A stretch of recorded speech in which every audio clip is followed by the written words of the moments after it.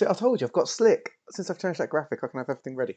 Good evening, everyone. Welcome to tonight's Boys from the Baltic Star, which is officially Season 2, Episode 1, aka Episode 42. But we won't talk about that. That's just for us to think about when no one's around. As far as you're concerned, it's Season 2, Episode 1, and welcome. If you are a on-demander, hello. Thank you for choosing a part of your day to watch through. Really appreciate it. I'll tell you what, you're in for good. It was a brilliant episode, and you've done the right thing in choosing to catch up with it today. So well done you. You've made a good decision today. For those of you watching live, it's going to be a brilliant episode, and you've done well to tune in. If you are a regular, like sparrows floating around, of course you are welcome. We love having our regular crew around. Thanks, Sparrow. I'm feeling very confident tonight. I think it's because I've got loads of Stollen. It's imbuing me with like Scandinavian or German like confidence. I think so. Yes. Oh no. So no, everyone's just leaving now. If you are like a first timer or an every now and againer, thank you for coming. We'll really appreciate that as well. You are welcome to lurk. You are welcome to join in chat. You are welcome to do anything you want. Given any minutes at all is a real lovely thing to do because time is limited, isn't it? Life is short. Oh, that went a bit dark suddenly. But thank you for sharing some of your dwindling life with us. If you've not following us on Twitter, we're down in the bottom corner at Boys Baltic. Consider that. If you watch through this and you like it, as everyone always says, give us a follow, all that sort of stuff. Instagram as well, Boys from Baltic Star. Consider that if you're on there. And oh yes, we've got some Imperial credits, which are our channel points. That's a little red sun. Give them a click. Spend your points. There's some magical things on offer today.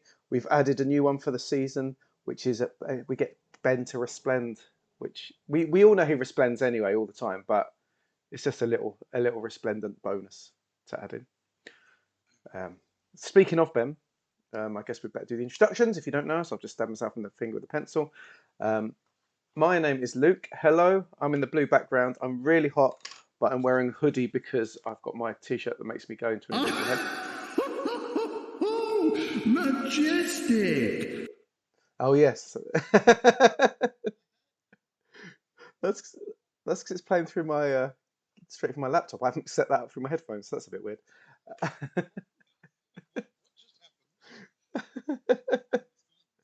You need to.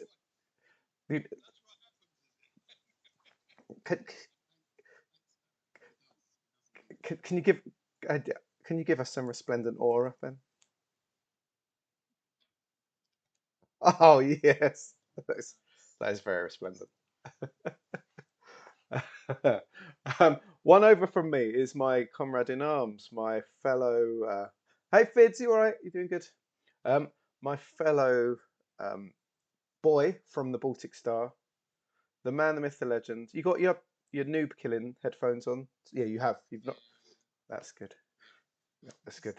That's rather than the pink ones you had to wear the other day. It's lovely to see you back with all your high-tech gadgetry. Ewan, how are you doing, Ewan? I'm good. I'm excited. I'm refreshed after a little break. Fresh bit of paper, Whoa. This is like.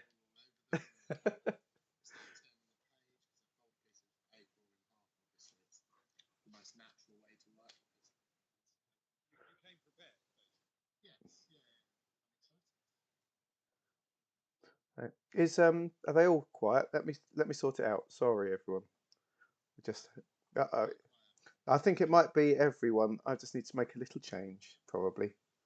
But he's always very quiet. He's How about now? How about now? Is that better? How about now? Is that better? Is that better? Is that better? Is that sorted? Are we good? Speak again. Apparently you were okay, but the other two of us were quiet. Yeah, it's the sound. It's the sound setting. My humble apologies. Season 2, cutting our teeth a little bit, getting back into things. It'll take a bit of time. Exactly, but you can now, right? Ewan is back. We've turned it up. It was just a change in the in the headset. So unless you're just struggling with Ewan's accent, it is a very thick Kentish accent after all. I'm not sure. Is it? Is it? It's better. It's all good. Everyone's happy. Good stuff. It's okay. Good stuff. It's the delay. Excellent. That we This is can't good. snap our fingers and make things This is good. all okay again. I go And two across. On the subject of how Luke got so shaggy, Yeah. I know it's weird, right? Because he's normally so Velma, but today he is a bit shaggy. I could do some Scooby snacks. Mm. Two across. The thread to my Velma. That he's the smartest man in any room he goes to. He resplends. He lives his whole life in the Twin Peaks dream sequence. It is, of course, our referee, which is Traveller Talk for GM. It is the dastardly one himself. It is Ben. Good evening, Ben. How are you? I'm well, thank you. And actually, right up for this. Well, it was weird because we've all been exchanging messages about how we're sort of getting more and more into the idea of a season 2 kickoff, and I was amazed to discover that last night when I was going through online the sort of stuff I was doing for the season 2 kickoff, I realised I was getting really into it as well. You were quite buzzy about it. There was some clear joy in your eyes. Yeah, it was. It's been fun to sort of do a slightly more formal transition over a line rather than just there's a new adventure or a new place. I think it's going to be interesting, and we'll make sure it works because we're all friends here. We'll muddle through, won't we? We've muddled through a year. Exactly. You might as well start the next one. No, deep joy. Right. Speaking of starting the next one, I think that's all the main intro stuff to do. Fids, just bear in mind there's some, you can spend your points on making Ben resplend. That's what you missed just before you got here. I knew that's the sort of thing you'd appreciate. But before then, over to Ben to officially kick off season 2. Let me just swing a bottle at the screen to launch the season.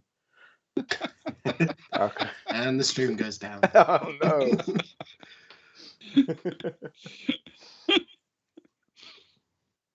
So, faith of the heart. I would, but then it gets taken down when we upload it, unfortunately. I tell you what, Fids, you can play it. Get it on YouTube, and you can play it to yourself during the intro screen and it can become the unofficial season's theme.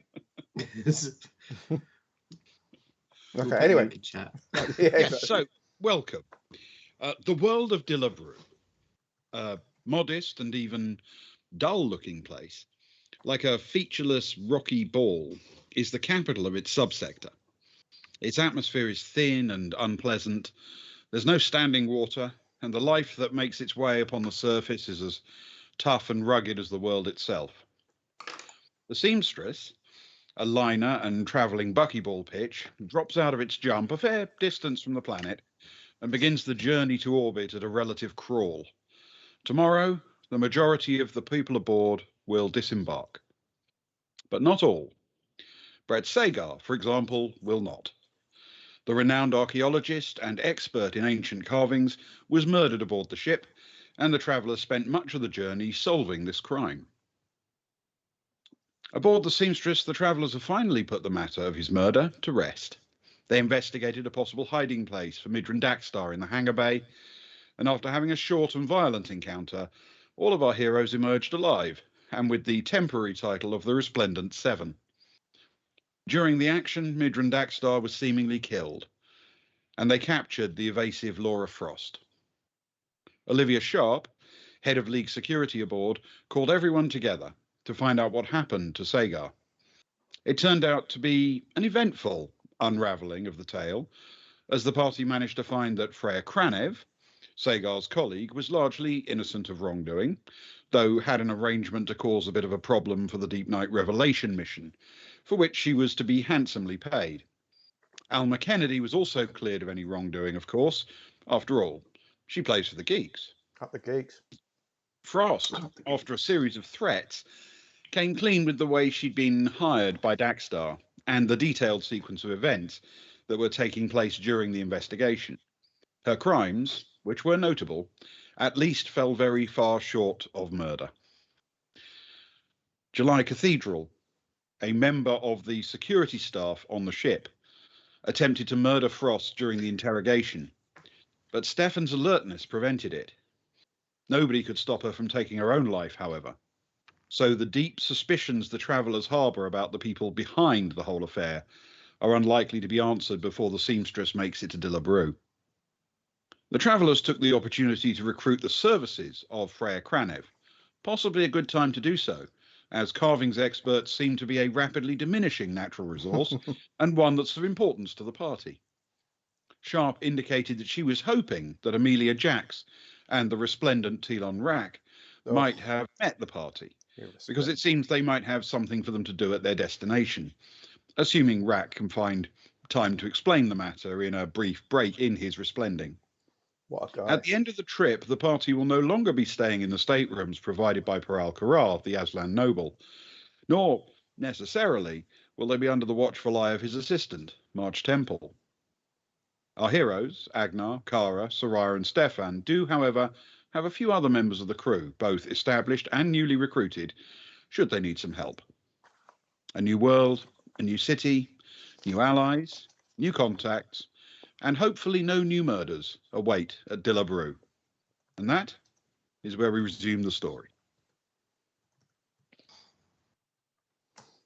Oh, magical. Right, what NPCs we got with us? Who have we got? Crew member wise, Ben, as we Well, you have both of the Cressises. Sammy and Johnny. Yeah. Yep. You've got Gerg Sutter. Rick Verlo. Yeah. You've got obviously Zoe Hathaway. Yeah. You've got Rose. We have. You also are presumably about to prize Kat Aralesti away from the Commodore. Oh, yes. And now you even have Freya Kranev. My goodness. 1, 2, 3, 4, 5, 6, 7, 8. We could have a buckyball team. This is great. So I was very excited. Yeah, and Rick can play a bit, you know. Exactly. That's right. Tim. And a Tim. There's always a Tim, Fitz. There's always a Tim when you need one. Tim. We need to hire a Tim to help out around the ship. I feel serving. Help Rose out behind the bar. We did. Oh, don't. I just wipe a tear from my eye. So we're still on the seamstress, right? As it's sort of breaking into the system, I suppose. Absolutely. So there is an opportunity here, basically, for you to catch up with any people you're expecting to then make contact with on the surface, and make sure that you've got their details exchanged, and you've got the relevant information you need, or find out what, if anything, they've got for you down there. The only thing that I have to introduce you to in the remaining part of the journey is that it is on this final drop line into the actual world's orbit itself. The group gets a visit from Olivia Sharp.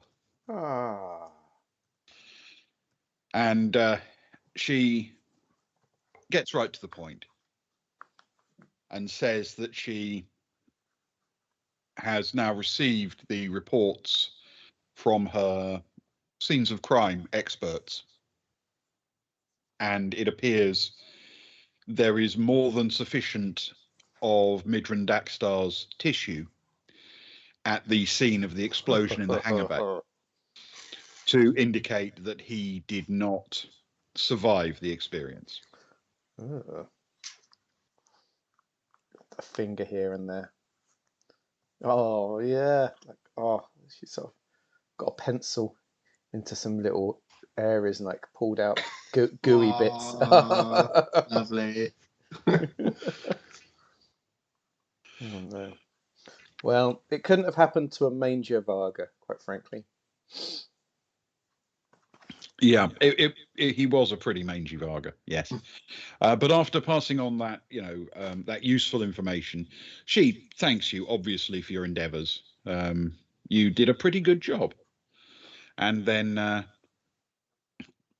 leaves you to make your preparations to disembark. Oh. Well, Agnar, before we go, why don't we? This will be Sarai. Before we go, Agnar, why don't we drop in on the Resplendent one, your hero?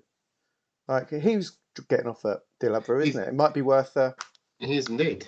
Might be worth seeing if there's anything worth meeting up for once we're on the planet. Yeah, and a chance. Don't call him my hero though, not in front of him. Play it cool. Okay. Play it cool. Okay. I'll tell you what. Why don't you invite him over? We'll have one last drink at Duke's for the good old days. That's a good idea. If everyone's packed, we can invite everyone along. We can take the crew with us and all have a quick drink, meet up with him, and see. Are there multiple shuttles down then, or is it? The way it works is that from the point you enter the system, if you have your own transport, you can leave at any time, of course.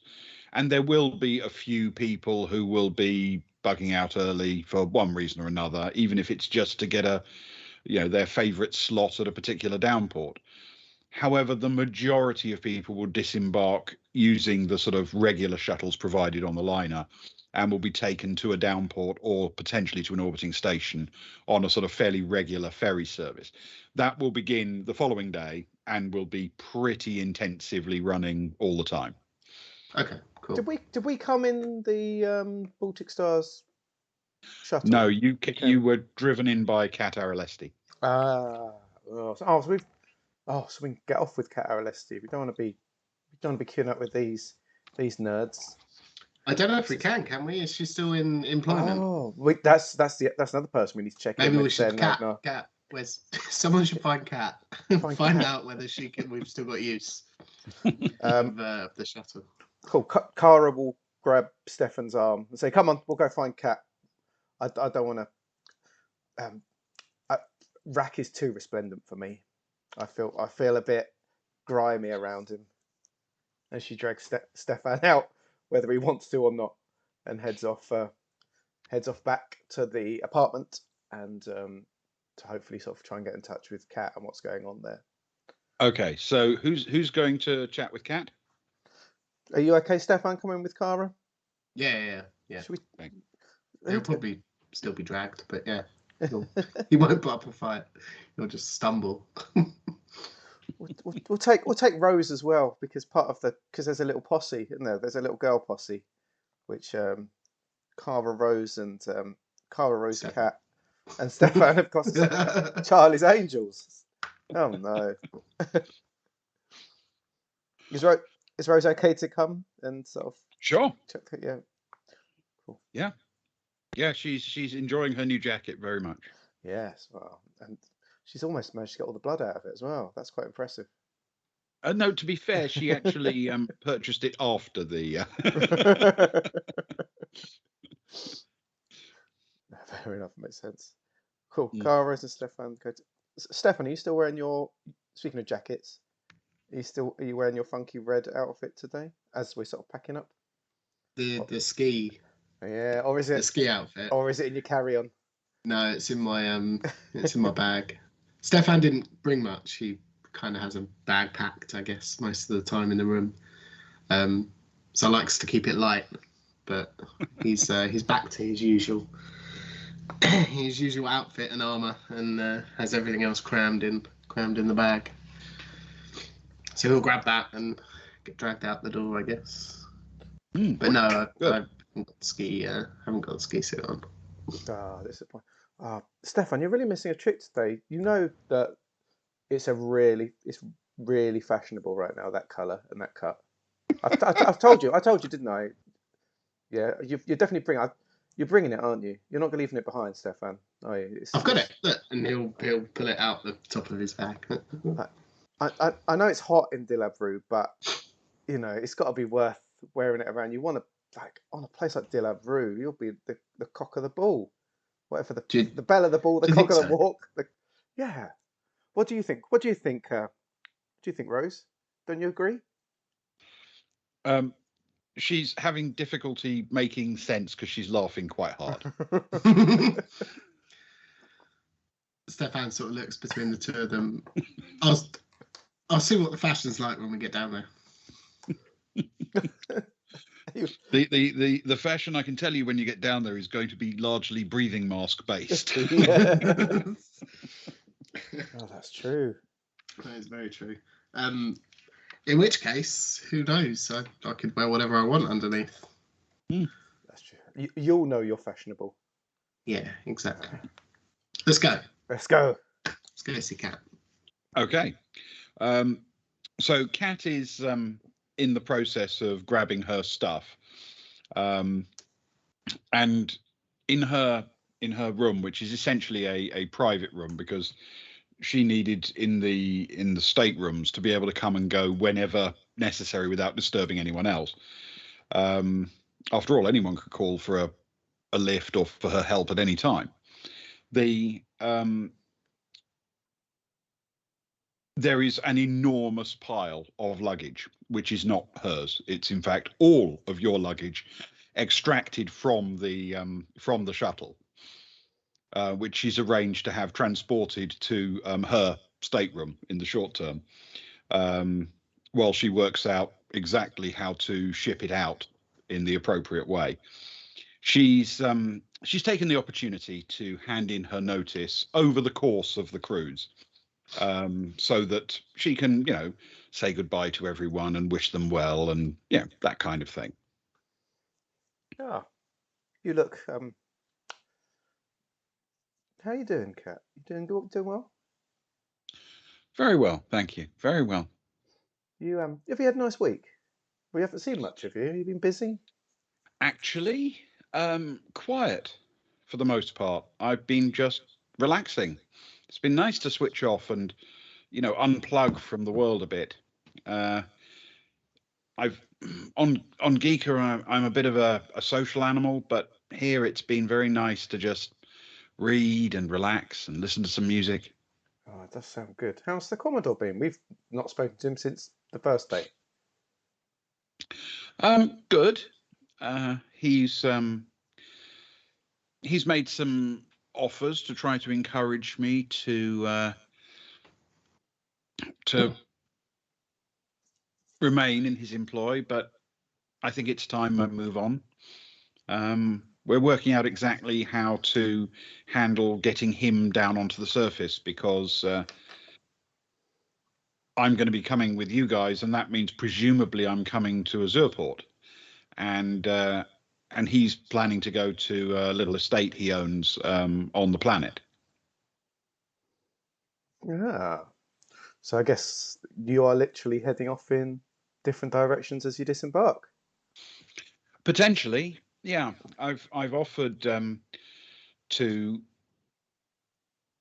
come up with some arrangement whereby I deliver him and his little entourage down to their estate, and then fly back up, collect you and all of the luggage and everything else, and fly you to Azurport, and then fly the shuttle to his estate.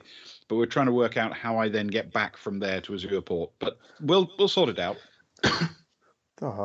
You're going above and beyond, Kat. Thank you so much. We've got.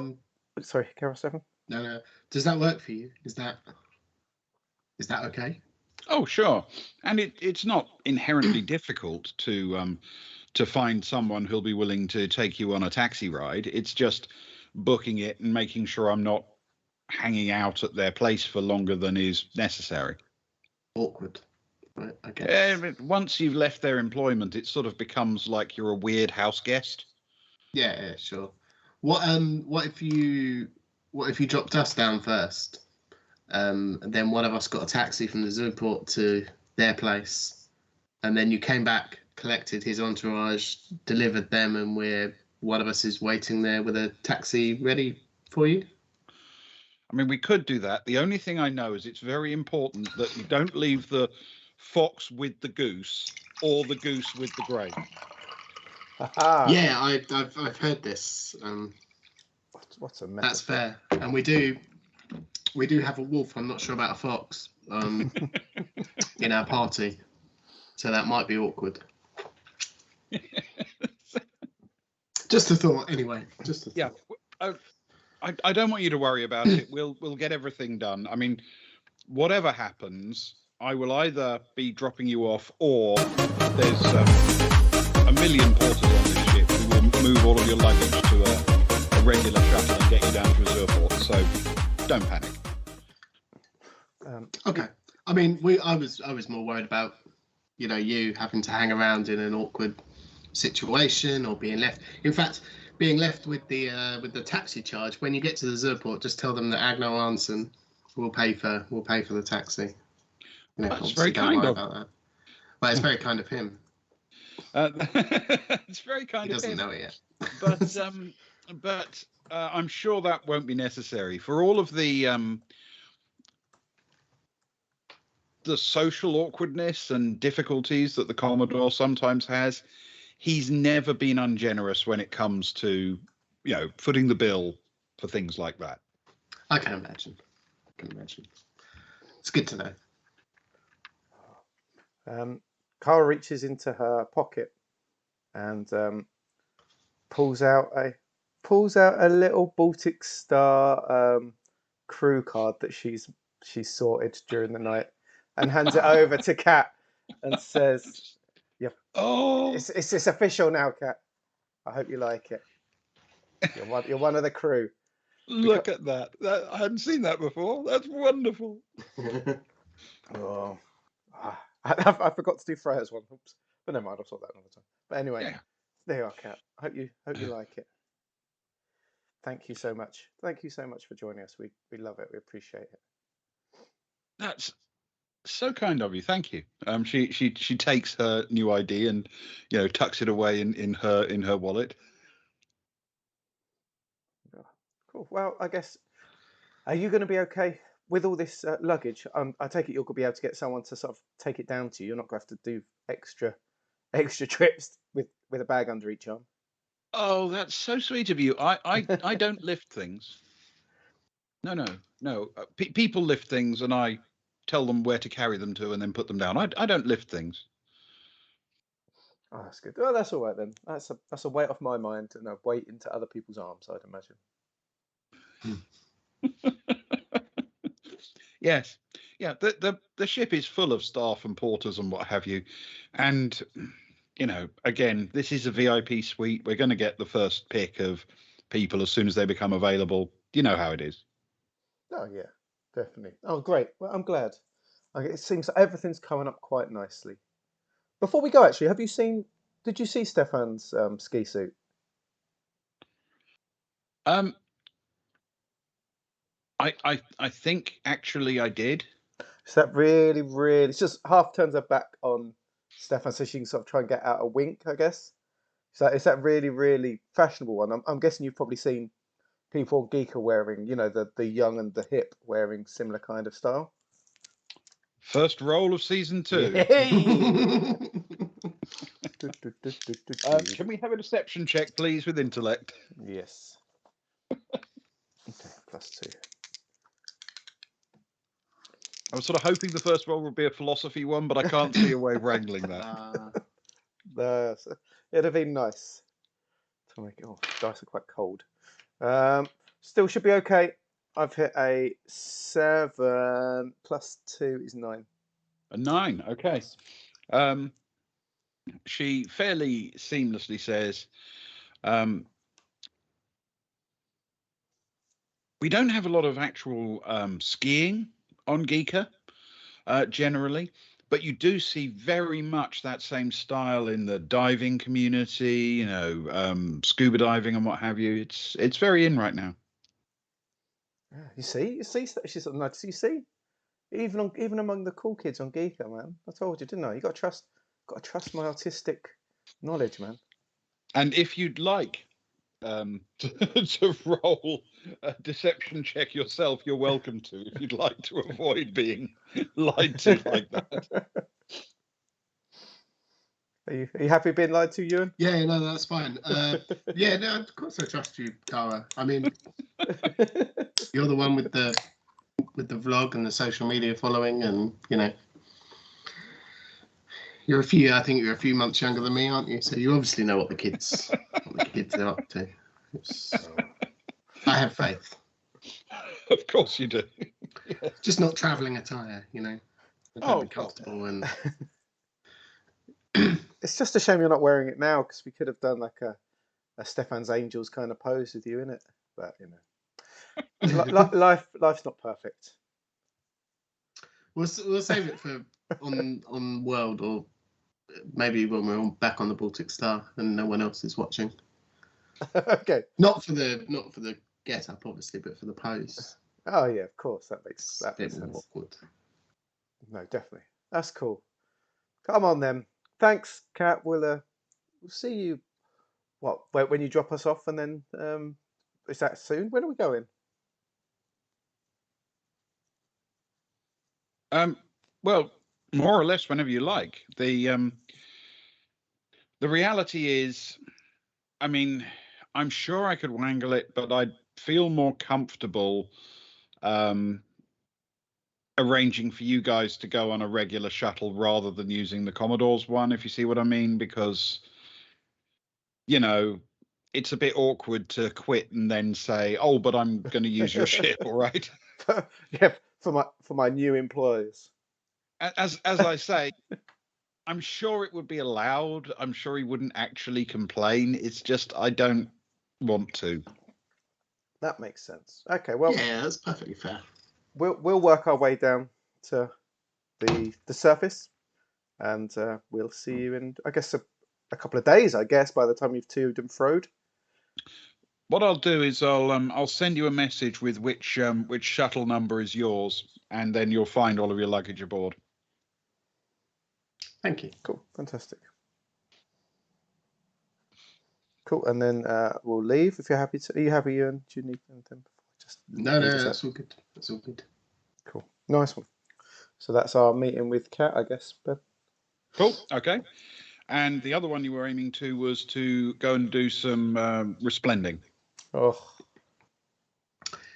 Yes. Yeah. So as they leave, Agnar will pick up the phone and he'll give a call over to Drax.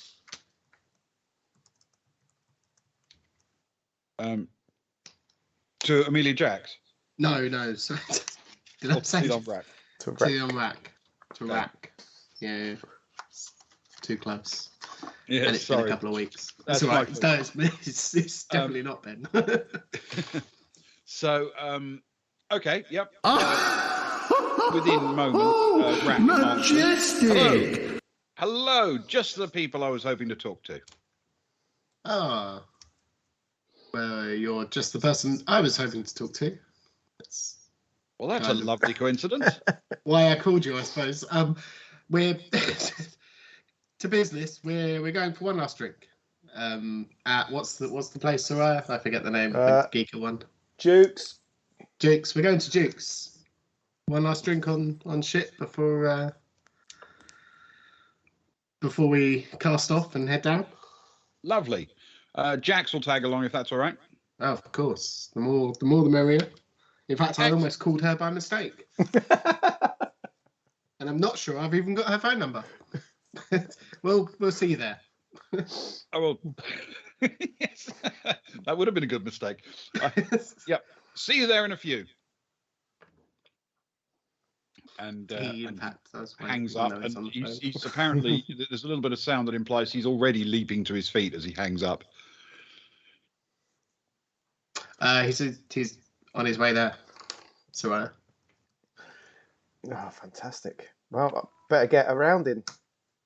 And Soraya heads up to the bar. Tim! I'm sorry. Is this a Tim we recognise, Ben? Or is it a new Tim? Yes, it is. End It of is a shift Tim Tim. you have encountered. Tim, how are you, my friend? How's it hangling? Good, thank you.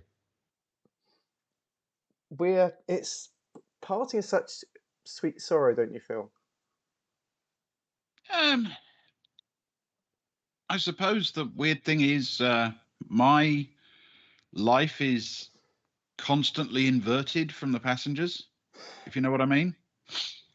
We do. They're on the ship for a holiday, and that's when I'm working, and then they go back to work at the end, and I get my break. It's odd, isn't it? Sarai sort of leans onto the bar, sort of with her, with like her head in her hands, sort of gazing a little bit, sort of not adoringly, but softly. Says, "Yeah, I was about to say that, Fitz. You're so philosophical, Tim. You speak with such poetry and meaning. Well, you've served us well, and we can make one more drink. We're having one more drink order, and I'd love to leave you a special tip for all the hard work you've done." Well, that would be very kind. Okay, well, first of all, I'd like 1, 2, 3, 4, 5, 6, 7, 8. So let's make that 16. 16 alcoholic orange juices, please. 16 alcohol right away. And and some peanuts. And do you have any cheesy balls while you're here? Sadly, no. Then extra peanuts then, please. And yeah, that would be lovely. And we're just sitting over there, and she sort of points to sort of one of the corners, I guess. And how much? It's a very bally night, so how much will that cost, Tim? It will come to. You said 16, didn't you? Yeah, and some nuts, please. Around about 90. 90, Tim. Tim, I thought we had an understanding. I'll tell you what, Tim. And she rounds it up to just because it takes me down. It's easy. 450 credits. Wow. Okay. That's just anything under 1,000 is just annoying. It's like when you got those coins in your pocket, you know. Anything under 1,000 is just annoying. It's just change. Yeah. Thank you, Tim, for all your hard work, and I hope if ever you the next time you have a holiday that you will look up into those stars at night and perhaps just think briefly of me, your favourite customer of the week. Oh, I think you're definitely right up there. Well, that'll do, Tim. That'll do. Thank you. He busies himself assembling the drinks, and it's a few minutes later when he comes over to the table. The place is relatively busy, but not as packed as it has been at various points, because a lot of people are, busying themselves with packing up and moving their luggage, and not everybody gets a full service porter service the way that the VIP people do. So they're sort of grabbing their own luggage and manhandling it into storage areas in the hangar bay, waiting for their shuttle trips. But there are groups of people, of course, who've made friends on the ship or are wanting to just have one last drink before departure. And so it is reasonably busy. There also appears to be in the 0G center of the ship, where the buckyball pitch is. There are a couple of automated robot machines traveling around and cleaning the inside of the structure and the wicket itself. Something they do fairly routinely once the gaming is over for the duration. It used to be the case that this kind of work was done only once the ship arrived at orbit and basically the passengers were disembarked. But there are a couple of reasons they now do it as soon as they're ready to stop play. The first is they like the new incoming passengers who'll start to arrive almost immediately to see the pitch at its best. Well, But the other reason is that there's a bit of a game trying to hit the various robots and devices by throwing balls into the pitch from outside. And people are constantly pelting the robots with these soft balls. They have to be soft because, of course, you don't want to actually damage the robot. No, just scare it a little bit. Well, it doesn't really feel fair. It just it just experiences the occasional donging sound as something bangs off it. Yeah. If the Tim leaves, when the Tim leaves, Agnar will turn to Soraya and, did I hear you right? When you were ordering, did you ask that Tim if he had cheesy balls? Agnar. And she puts her hand on his shoulder, like, in a kindly way. She sort of jokingly shakes her head and says, "You used to be a general," and walks away. That like cut sleep and is hilarious.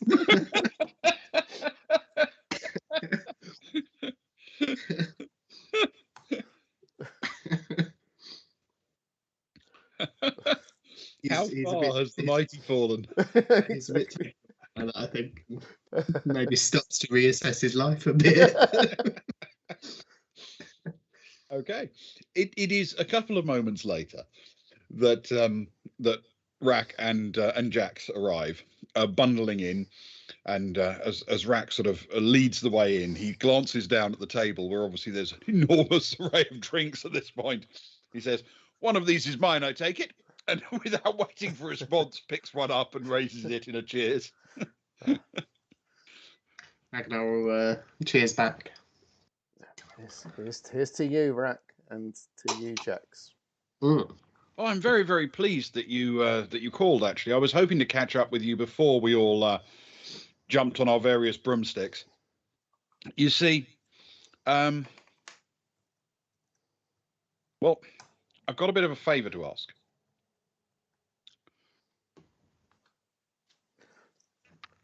Yes. I mean, ask away. Sort of.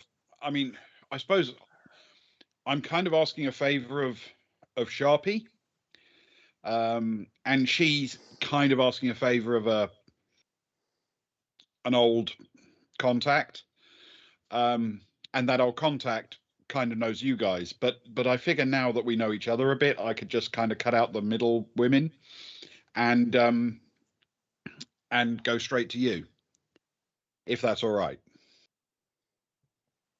Oh, it's always good to cut out the middleman in any deal. So, I'm not what you call wealthy, but I did put a bit of money aside, and I bought myself a place. Ooh. Where's this place of yours? Well, this is going to come as a shock. It's on Dilub Rou. What? Gasps. You see, that's why I'm coming out here, to move in and take over my place and fix it up and whatever. And I wanted Jax with me because, well, you know how it is when you move into a new place. There's a bit of work to do. You need a bit of help with your luggage and, moving furniture and that kind of thing. Yeah. Yeah. Yes. And in this case, there's a bit more than that, because, well, I got it cheap. It's a big place, not exactly new, but it's a big place out in the middle of the rocky part of the desert. Beautiful. I've seen pictures of it. Wonderful. And it's huge. It's going to be great. A lovely place to retire, surrounded by some pretty good game. It's got an Moamps, I've absolutely. heard. Moamps, I've heard on Dilub Rou. Yeah, I'm looking forward to those. But here's the thing. it's been officially unoccupied for a while. You know, the former owner found it too remote, too big, and moved on and offered it up for sale. But it didn't sell for a very long time, and it didn't sell for a very long time because it's got some unofficial owners, apparently. A few local Not ghosts. I've miscreants. seen films like this. Not like little big rats or anything. Well, it appears a local group of individuals who value privacy over community have kind of moved in, and I was able to pick it up for a steal, but then I have to take ownership, shall we say. And I don't know how many of them there are, and I don't know what they're gonna, what they're gonna sort of react when I come and explain to them that they're being evicted. But I figured this might be a good opportunity to have a few friends with me, you know? What kind of state is the structure in? Well, Is it you're not going to knock the whole thing down? Because if you're going to do that, you might as well just do it anyway, right? Then the structure, it's not uncommon in this part of the planet, is basically dug into the side of a mountain. It's called Morse's Pit, and it was literally an old mine. It's got enormous space inside, tunnels and caverns and passageways, with obviously seals over the exterior entrances, and then an atmosphere generated inside.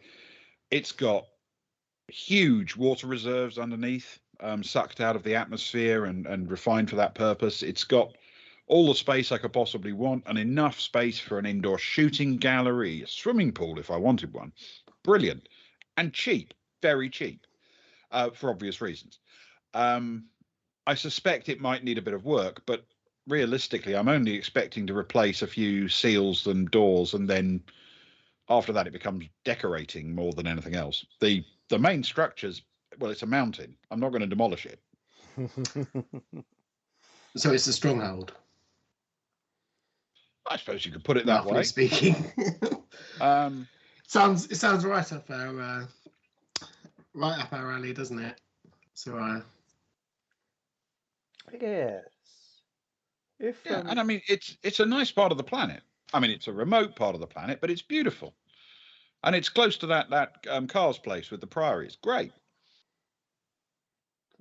It does sound beautiful. Lovely sunsets around parts of Dilub Rou, it must be said, at the right time of the year. Yeah. It's true. So, how much trouble do you think you're going to face trying to take ownership of your house? Well, the way I see it, this could go differently depending on how willing they are to resist and how well equipped and how numerous they are, right? Yeah. Now, if it turns out there's 1,000 of them in there, and there's space for that, if it turns out there's 1,000 of them in there and they're heavily armed, then realistically, it's okay, I'm going to have to come up with a different plan. But if it turns out there's, 7 of them and they're not that heavily armed, I figure I'd just go and take it. So with a few, we'll take it. If there's 1,000, you reckon we'll have to take off and nuke it from orbit? It's the only way to be sure. It's the only way to be sure. Did you view any other properties nearby? Are there any other properties vacant nearby? All right, location. But no, I'm just saying, if there's 1,000 of them, you could say, well, that's fine. I'll go over to the nicer place over here, and then hope that they just vacate and decide to take up the nicer place, which doesn't have to be nicer. I mean, I'm guessing they're not really interested in the amenities. The decor, locally. yeah. I think they're just looking Sure. for somewhere to hang out and probably hide out. That's fair. Oh. I mean, I'm certainly more than happy to help, or to accompany you, I suppose, and assess the situation. I think that's what we're talking about, really. It's a bit of reconnaissance. Find out what the situation is on the ground. Find out if I need to, just bare my fists and go in there and knock them about a bit, or if it's going to require a bit more persuasion.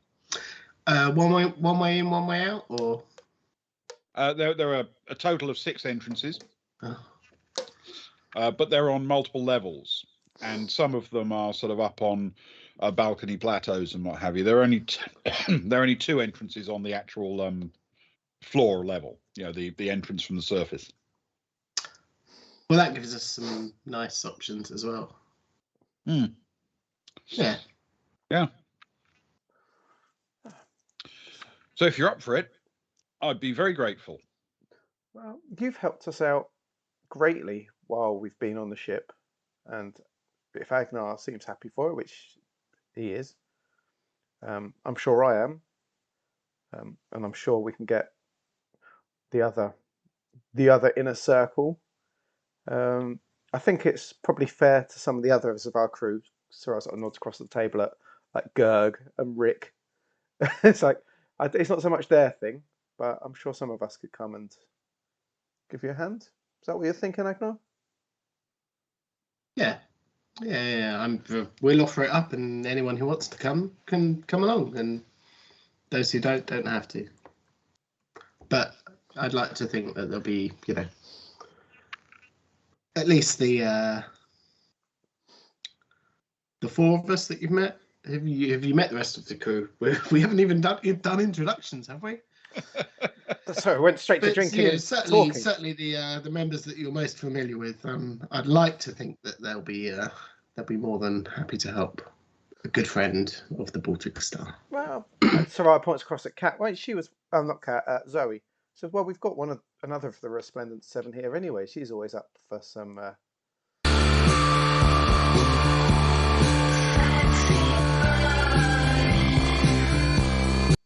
Sorry, I had to stop talking because I can't talk when Sexy Boy's playing really loud in my ears. It's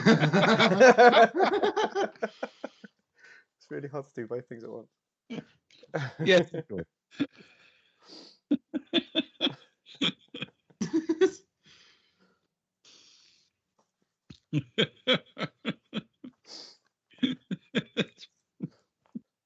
Are you heading straight over to your house, Rack, or have you got other business beforehand?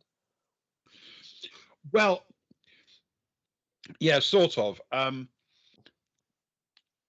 got to get myself a vehicle. There's this place in the ring around Azurport, where, well, I'm expecting to be able to pick up something cheap. So I figured I've got that first. But I mean, I don't know if you fancy coming along. Oh, a bit of haggling sounds magic. Cool. Yeah, it's a place called Transport Again. Basically, it scavenges parts from vehicles and plugs them into other vehicles and makes things that are broken work. And then they sell them secondhand without much in the way of warranty. But if you're, used to the rugged life and you know how to get out and get under, There you go. Sounds perfect.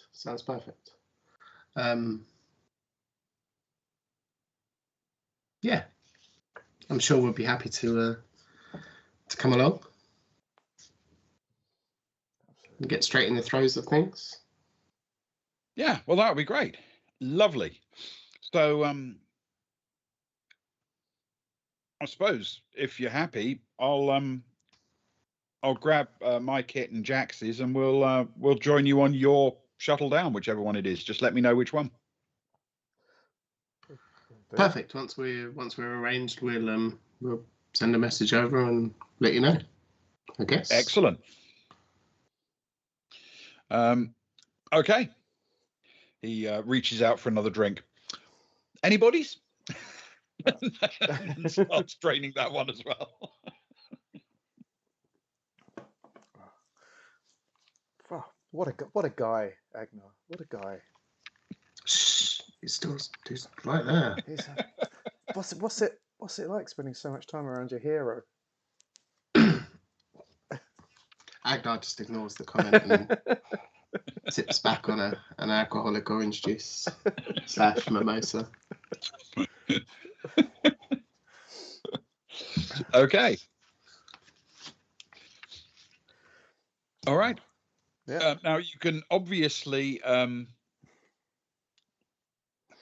have more conversation with him if you like, or if you'd like, we can move on to, a disembarking phase. Purely from a how things are going to get sorted out way, is there a way that we're going to be able to have our bags if Kat is going to drop them off? Can we get her to drop them off at the? Do you say it was the Azure port? Yeah. What will the way it's going to work is that Kat will contact you with a shuttle number.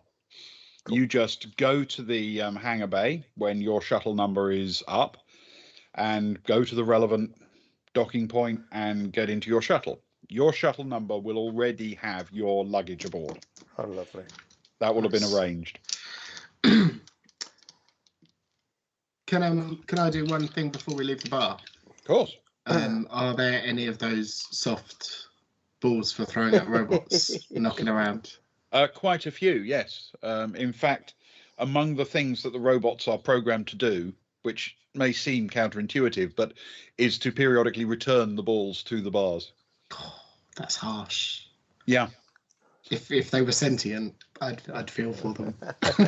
Well, they are technically sentient. I think they just don't actually care all that much. Well, that's fine then. Agnar will down his mimosa and wander off away from the embarrassing Soraya and her mentions of heroes and whatnot, and go throw a ball at some robots. Okay. It won't surprise you to learn that as soon as you pick one up and hurl it, that'll be an athletics dexterity with dexterity check, please. Double dex. That's a 7 plus 2 is a 9. A 9, okay. You successfully hurl a softball up, and it strikes a nearby robot, a glancing blow. The robot completely ignores it, of course, but it is a good hit, and there's a little sort of sound of appreciation from behind as Rack and Jax have wandered after you to see what you're doing, and then each of them pick up a ball and do the same. Jax is excellent. That's an 11 plus 2. Oh. So a very, very fine shot, bounces right off the sort of forehead of a robot and in the distance. And Rack, who's had a couple of drinks at this point, his aim is possibly not what it once was, but he actually just creeps up to an 8. So he does get a robot, but it's a bit of a sort of lucky one off the back of the shoulder or something. Yeah. Agnar will turn to Jax and holding another ball in his left hand, because he's left-handed. He's left-handed. Can say, well, of course these are right-handed balls. It makes it a lot more difficult. Hence the glancing blow, obviously, and he'll launch another one out. Okay. Can you do that again, please? Yeah, sure. That's an 8 plus 2.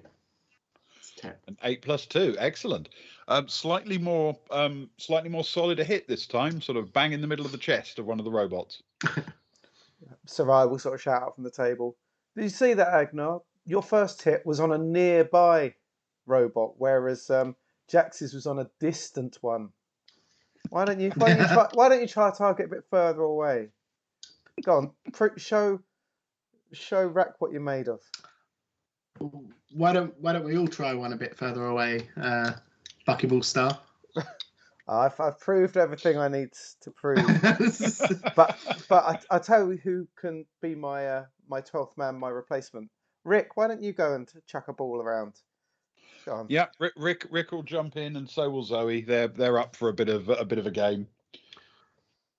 Wonderful. Agnar will pick out the furthest one that looks like it's. I mean, it's a bucketball pitch, isn't it? I mean, I guess realistically, most of it is within throwing distance. I'm not sure the dimensions of the game, but he'll pick the furthest one away. 0G. I mean, once the ball is moving, it's going to slow down, but it's not going to hit the ground. If you see what I mean. Yeah. The angle will just intensify.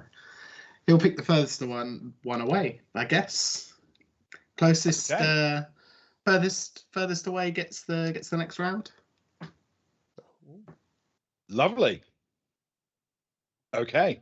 Unless there's any other offers of wages. Rack says, I think Soraya should join in. And I think we should raise the stakes just a little bit. I like to think I've set you up here, Ben.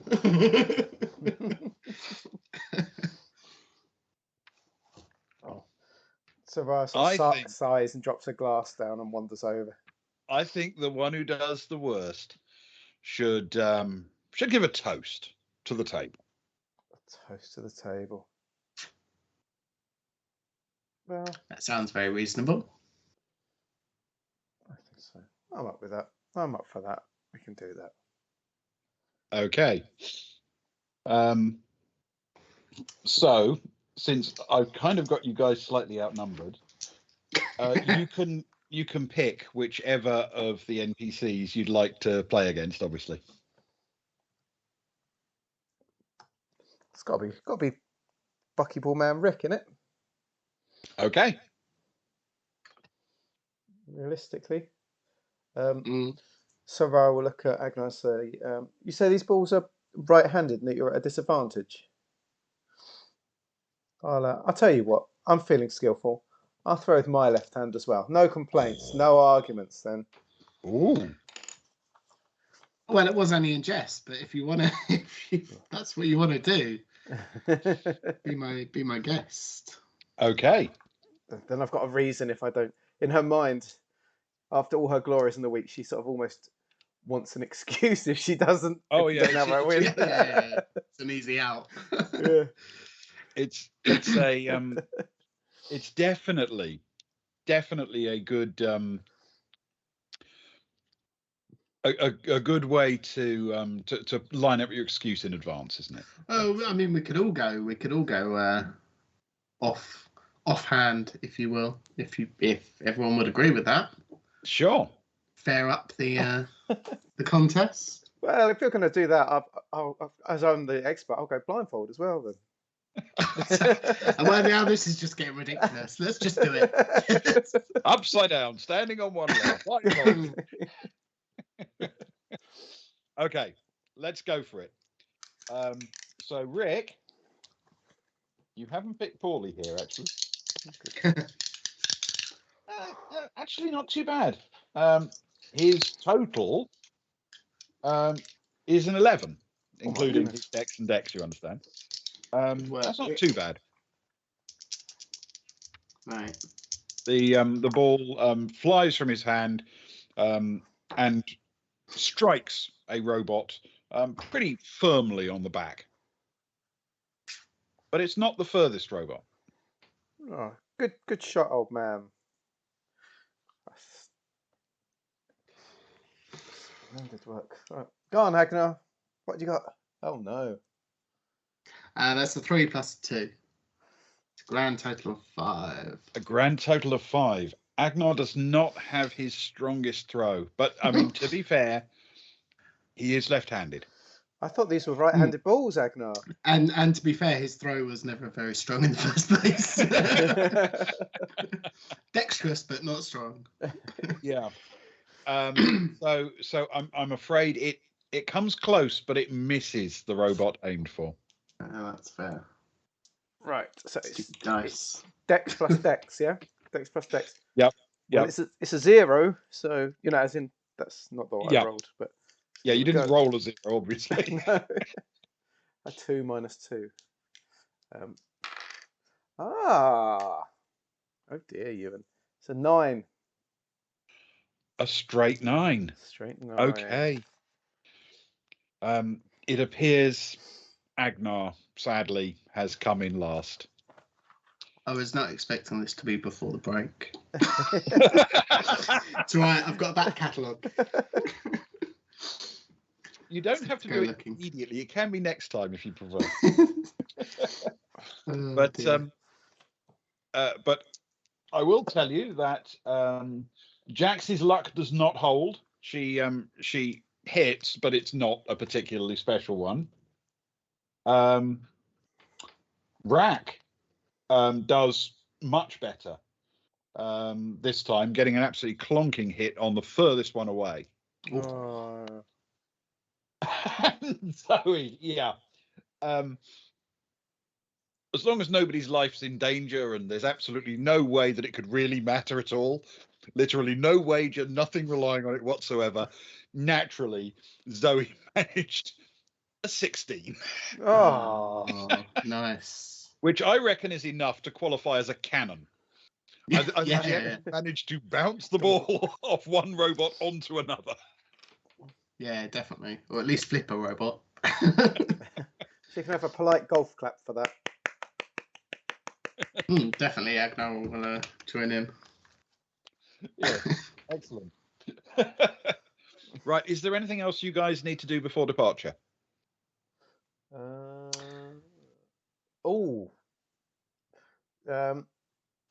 Fid's mentioned it earlier in the chat, but actually, is there anything with a Duke's logo that isn't screwed down and is pocketable?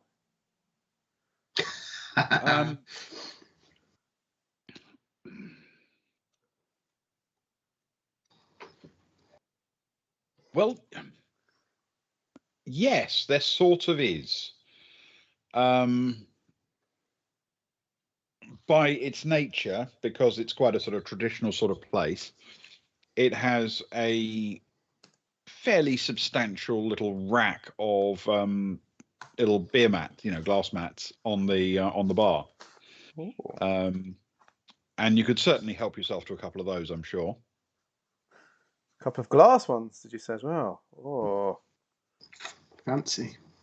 yes, please. I would like a couple of glass Duke's beer mats, please. Now, you understand these are supposed to be returned to the bar, so I'm going to need you to roll a stealth check with Dex, please. Okay, I'm hitting all the zeros today.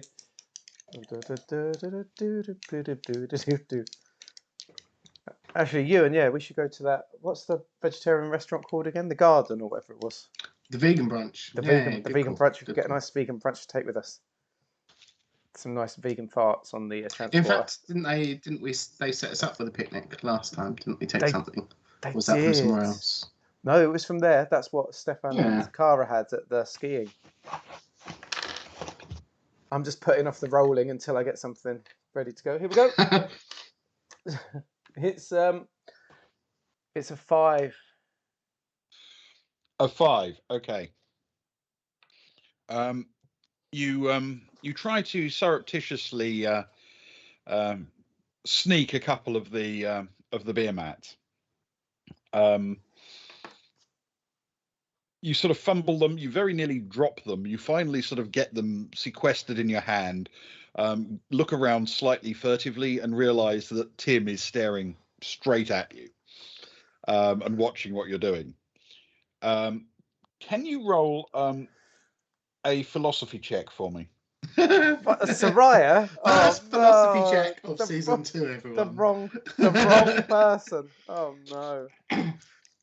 The clumsy. I mean, you can have persuade if you prefer, or even carouse under the circumstances.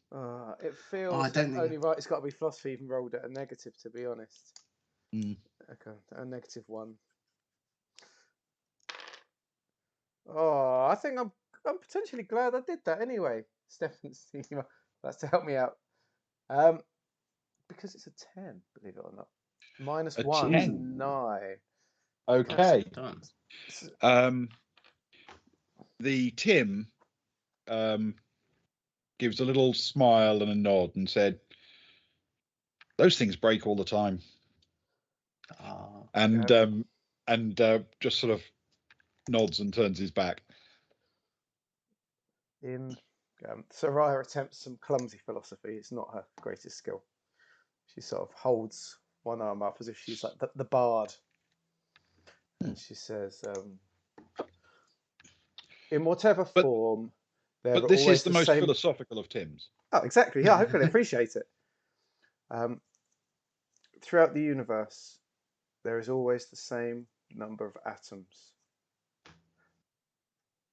When things pass from place to place, they still exist, whether here or there, in different people's possessions. They're still part of the wide universe in which we're all a part, for we are all stardust after all.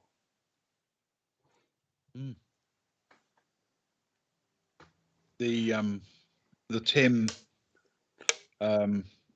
overhears the comment and says, "It's true.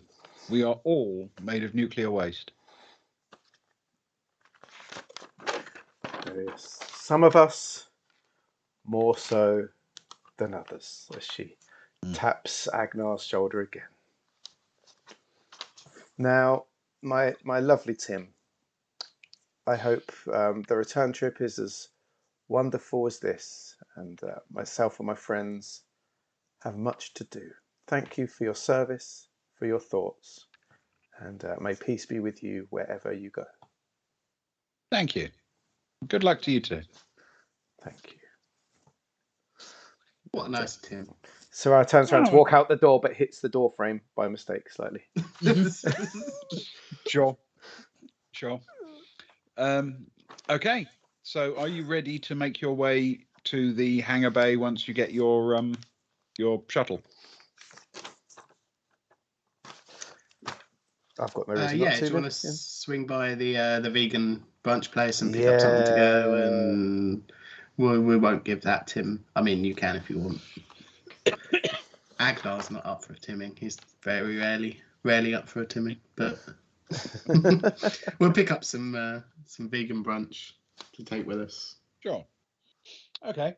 You collect some brunch, head back to your suite, say a few more goodbyes to the friends you've sort of bumped into along the way, and then it's not that many hours later that you get a message from Kat giving you the number and departure schedule for your shuttle to Azurport. Your luggage is loaded, and you can take your packed lunch. You can meet Tilon Rack and Amelia Jax there. Yeah. And head on down to the planet. And I think that's a good place to take our break. All right. It feels perfect, really. Yeah. Sounds good. Excellent. That was a long brunch there. I kept that on for a very long time. It's good. Brunch is better savoured. It is. You shouldn't rush brunch, should you, really? No. You should enjoy it. So the one thing we will kind of rush is our break. We could try and keep it, to our usual time. So we've got about 5 minutes, guys, if you want to go and have a breather, get a drink, have a wee, make a cuppa or whatever. They're the sort of things we'll be doing. And having a costume change.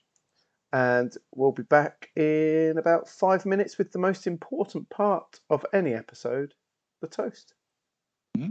So don't go anywhere. Let me click thing. I've got really skilled now. Oh no, it's a different thing. Oh no, rubbish. Uh-oh, it's not the start. Famous last words. It's I've got really skilled now. It's the midway break.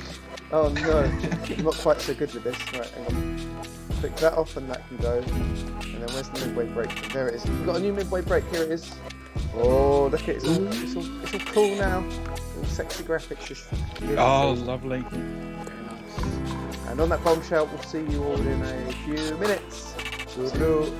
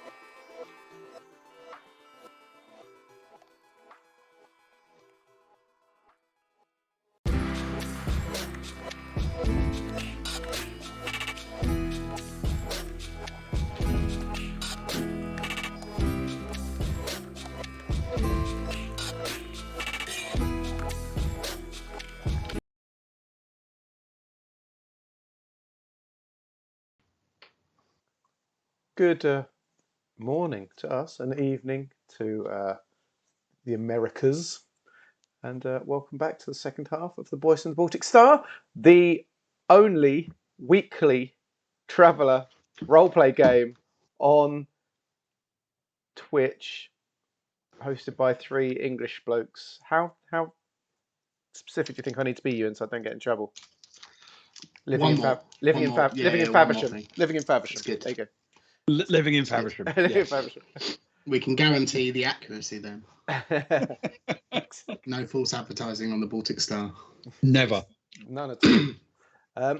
So as always, when we come back from halftime, we have the most important part of the. One is lost in the Black Lodge. We clear the screen and we do the most important part of any episode, which is the toast, which our comrade Ewan, having literally lost a bet, is going to do. And then I think, Ben, we've got a Rose's cat immediately after that. Okay. First bit to say. Good times. But yes, Ewan. So yes, it is at this point of the evening that we've raised a glass to our fallen comrade, Greyhill Bast, who was a quiet man, a reserved man. We didn't learn much about him at the time, but certainly more has come to light recently. And I'd like to bring to light something that he once shared with me over a quiet drink in the Baltic Star bar of an evening when everyone else had left. And it's a poem that his father used to tell to him as a young boy, and he passed on to me, and I feel it's only right that I pass it on to you all now, if I may. If you can keep your head when all about you are shouting Tim and killing gardeners too, if you can trust yourself when viewing carvings and make allowance for the sanity of the crew, if you can wait bar and not be tired by waiting, or by pouring drunken crewmates one more gin, or hating clearing up their raucous parties, and yet look so damn good with chiselled chin. If you can talk with scouts and keep your virtue, or walk with generals nor lose the common touch, remember foes or loving friends can hurt you, and all the Baltic Star count with you, but none too much. If you can fill your only quiet minute each day with 60 mils of cast stage rum, yours is space and everything that's in it, and which is more, your Greyhill Bast, my son. Oh, To Greyhill Bast. bravo to The Greyhill Greyhill Bast. Bast, the late great Greyhill Bast. Oh. Ewan, that Excellent was work. magical. Very, very good. Well, I tried to ram some cannon in there. Cannon Absolute to the wonder. left of him, cannon to the right of him. Wow, that's my next one. Okay, you said we have a Rose's cat. I'm sorry. Let me Ah, pull that up. and several to Grey Hills, to Grey Hills, to Grey Grey Hills. Hills. To Grey Hills. Well, to Grey Hills. Two Greyhills. Two Grey Hills. To Grey Hills. Oh, my. Over yonder.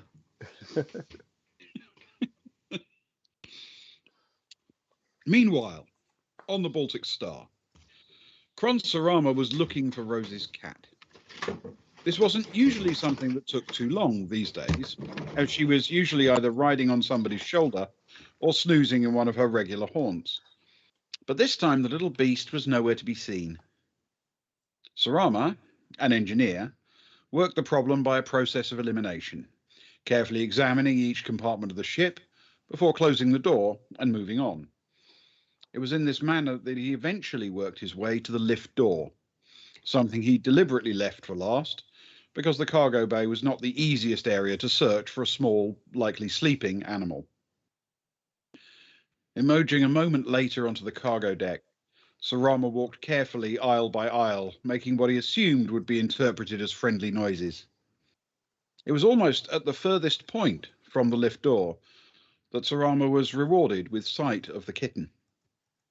Caboodle was sound asleep, curled up on top of 3 large eggs, themselves atop a glowing surface that he assumed was an incubator of some sort. He knew what they were, of course, but he'd never seen them lit like this before. Presumably the incubator was on some sort of cycle and he'd never been present at the right time. He stepped closer and absently stroked the cat's head as it roused. Caboodle stretched happily and wriggled to her feet, and as she did so, Sarama noticed something that made him frown. As the kitten moved, the shadows of the creatures within the eggs moved as well, matching the position of the warm cat. Caboodle, seemingly bored with the place, made to jump down, but Sarama caught her mid-leap and held her carefully. He was unwilling to have to search for her again down here, if there was a way to avoid it. He reached out his hand and rested a palm on one of the eggs. Immediately, the shadow of the occupant shifted, pressing up against where his hand met the leathery shell. He experimented for a moment, moving his hand from one egg to the other, seeing each react to his touch. Caboodle began purring loudly, and he carefully rested the kitten against one of the eggs. The reaction was even more rapid and more intense. Maybe the kitten was warmer, or maybe the vibration of the purring was stimulating. But the shadow in the egg squirmed with surprising activity. Sarama held the kitten against his chest and walked quickly to the lift door, occasionally throwing a glance over his shoulder, just in case. As soon as the lift doors closed, he took a deep breath and opened communication with Rachel Axis. I've just seen something in the cargo bay that might pose a problem.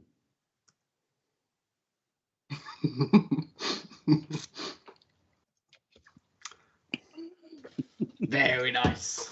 There we go. What Moabs would you say, 30 foot or 30 metres? I can't remember what they were, Ben. Was it foot or metres? What, the length of the creatures? Yeah. They're about 30 feet long. 30 feet long, yeah. Full grown. Yes, which they aren't at the minute, of course. Mm. Perhaps it's exciting. Very exciting. It means no omelettes, though. I was hoping for Killer omelette. now it feels wrong. No, it'd have to be Moant veal now, I think. Oh no, that's just upsetting. A lot of legs, though. A lot of Moab legs. A lot of legs. Yeah, plenty of drumsticks. I hope you've I noticed. imagine to be quite strong, like frog's legs as well. Oh yeah. Yeah, they move. I They might move be quick, way don't off, they? but- They move quick. Yeah. So they'll be quite muscular. So yeah. Yeah. Good stuff. Okay. I've changed the map, Ben. Look, now we're in location around Dilub Rou. There we go. Oh, fantastic. Updated. We haven't been there with a map yet, so very thrilling. That's a little. It is very thrilling. sort of That's demonstration. absolutely excellent. Location Dilub Rou. Look at that. We're there, guys. That's Yeah. where we're there.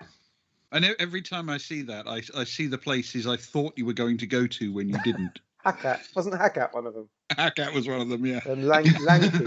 Was it Lanky, the other one? Hackett and Lanky? Yeah, I think they were those two, yeah.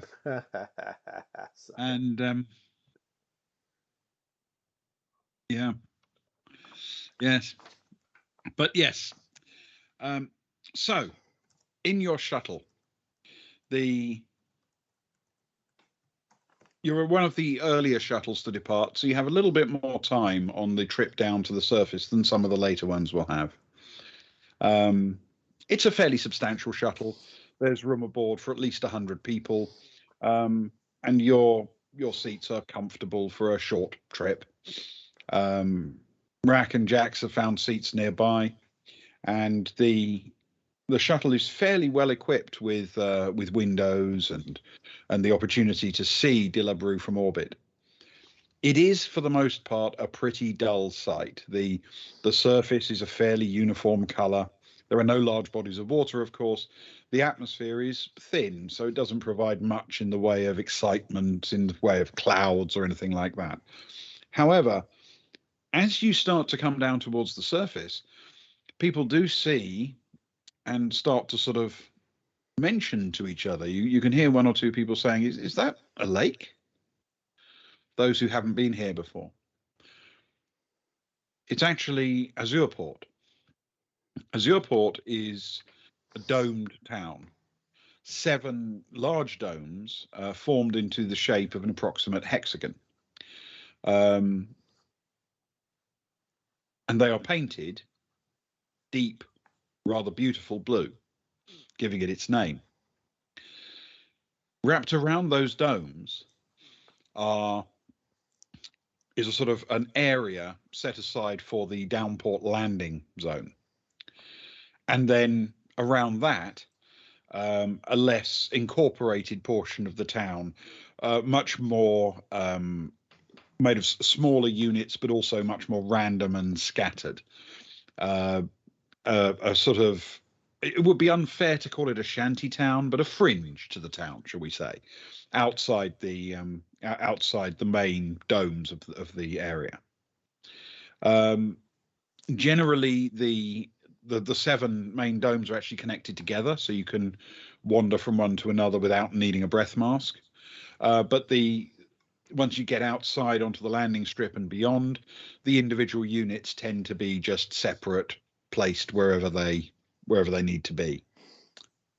It is notable that the roofs of many of the outer ring of the town have also painted their roofs in some kind of shade of blue to extend the theme, to make themselves feel more part of the centre of the community, perhaps.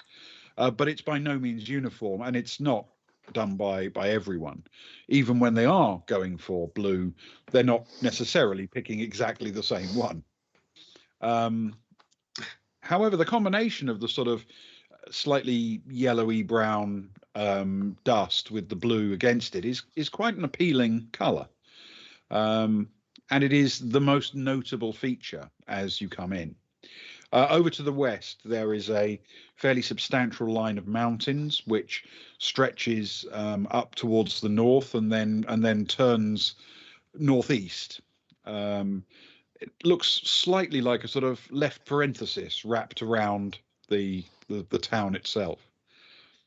And the closer you get, the more details can be made out, until eventually the shuttle touches down in the landing field between the main centre of Azureport and the sort of area around the outside, which, while much less densely packed, is physically larger. It covers a larger area.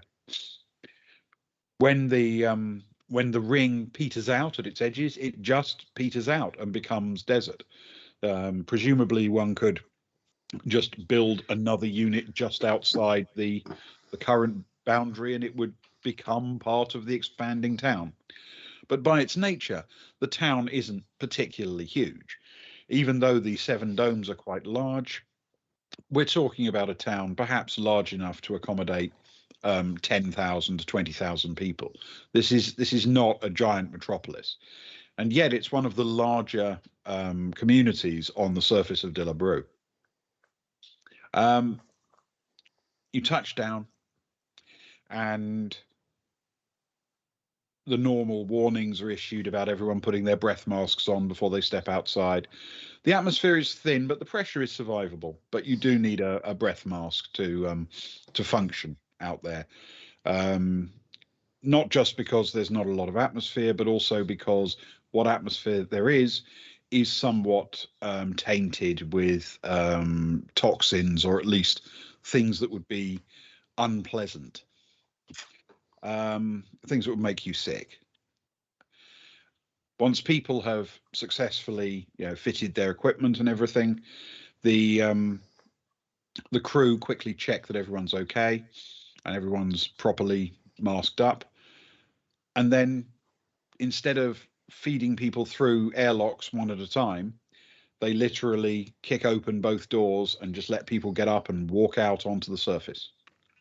Dilub Rou's gravity is about typical. A little lighter, perhaps, than Geeka's, but not by very much. And the people coming down the ramp do the usual sort of thing of almost seeming to stretch as if they've been cooped up in tiny spaces, which of course they haven't. But psychologically, it's nice for them to be out under a sky again rather than inside a ship. Moments later, a little vehicle comes out to collect all of the luggage from the hold of the shuttle, and begins transporting it to the terminal port for the Buckyball cruise liner. And though the same could be done with the people, and there are ground vehicles available if you need them. The reality is the entranceway is merely a few hundred yards away, and most people quite enthusiastically just walk. The environment is chilly but clear. There's no rain. In fact, there almost never is on Dilub Rou. The most notable time it rains is when the Navy destroy a comet in low orbit above the planet in order to add in a little bit of moisture to the atmosphere and to make it possible for people to pull moisture out of the atmosphere for their own needs. And that hasn't happened today, and it's probably not going to happen for a while. It's an occasional thing. So you arrive at the entrance into the terminal where, again, people are collecting their luggage and working out where they're going to go and the like. And Dilub Rou says, "Have you guys got anywhere to stay here?"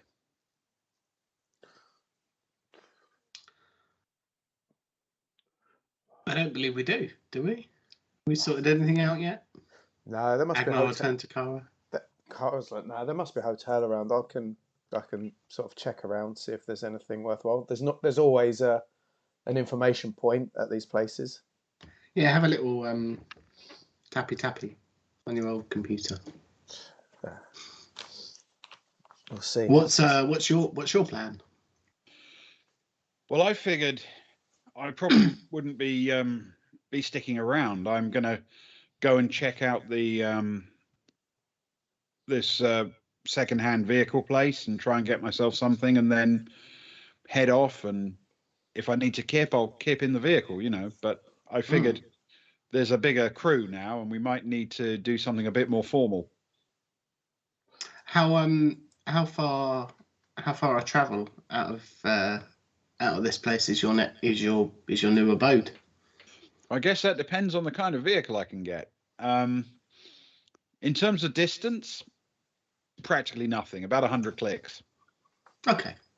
But if I'm resorting to wheels, that could take a few hours, Yeah, but we could definitely make it. We wouldn't necessarily all need to keep on the vehicle.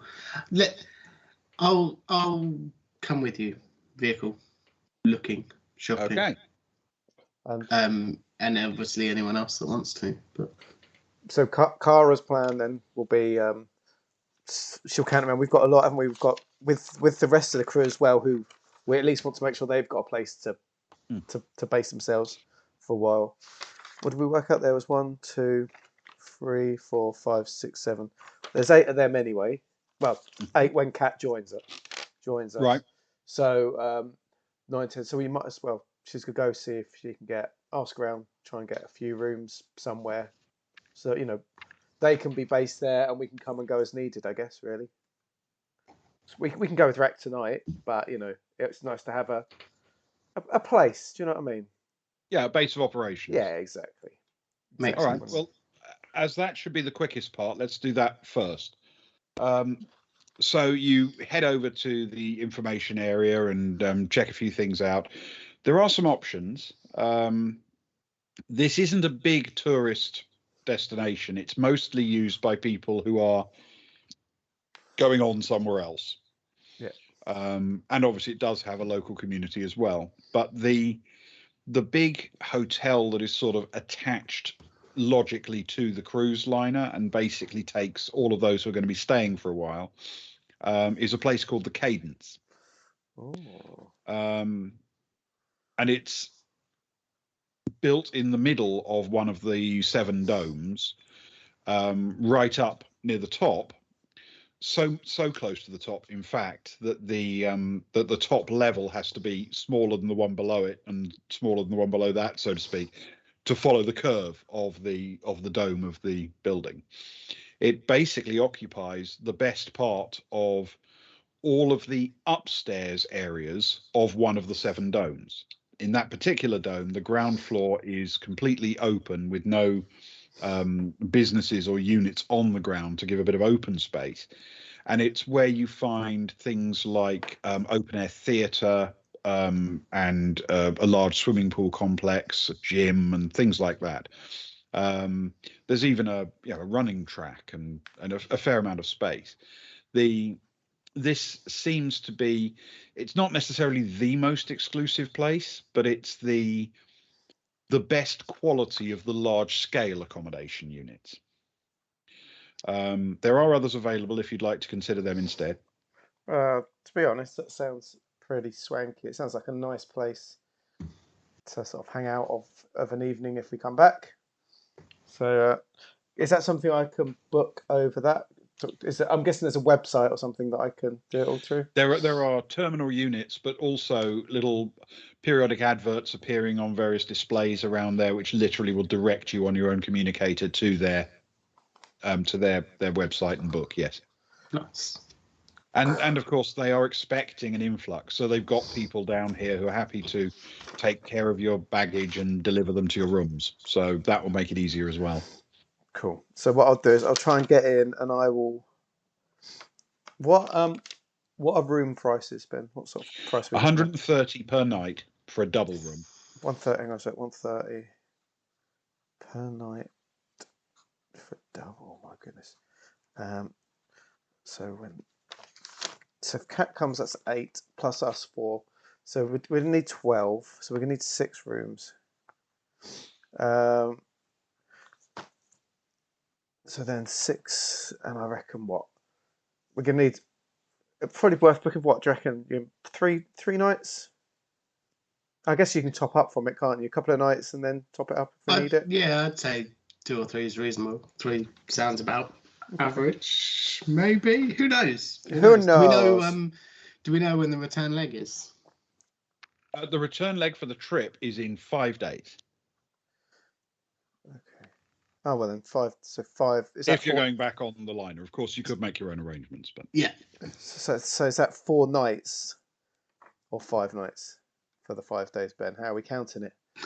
It would be 5 nights. Oh, holiday bookkeeping issues. Yeah, it would effectively be 5 nights. Okay. In which case, what sort of are there? Is that a standard room? Is that one of the better rooms? Is that just are all their rooms the same? They do have some suites if you want to go more expensive, but for the vast majority of their rooms are on the lower levels, which is all of the lower levels except the very top one. Yeah. And they are all basically priced at single and double room prices. If you want a single, you can get one for 75. And what about the suites then? The suites are 2 bedrooms and a lounge. The bedrooms are both doubles. The lounge is fairly substantial. They are built around a private elevated central deck in the middle of that top area. I'll keep talking. So effectively, each of those could sleep 4 people comfortably. Yeah. But those are 750. Okay. So I need 3 of them. 3, which would be. I said I wanted more maths in this. Yeah. This thing. It's quite good. 1500. Yeah. Maths is definitely the way to go. So that is 2250, I think. Definitely a way to go. So, It's a thing. 2250, 2250, 2250, 2250 times 5 equals 11,250. So 11,250 credits for 5 nights. We're on holiday, aren't we? We're on holiday. Cara, who is the most skint of everyone, but that's okay. 11,250. She's going to book out 3 suites, please. Okay. Top level for 5 nights, which is 11,250. Perfect. 4,350. Okay. 4,350. Okay. Cool. There we go. Lovely. That's what you got to travel in luxury when you can, you know. Absolutely. You can't take it with you. She's so bourgeoisie these days, you know. What's happened to her? It's just like the channel plates. You can't take them with you. Exactly. That's You can't- true. Yes. Yes, though I haven't Spend quite them. worked that out. I'm actually not spending them anywhere near fast enough. I think I've got like all of them at the moment. Well, Okay.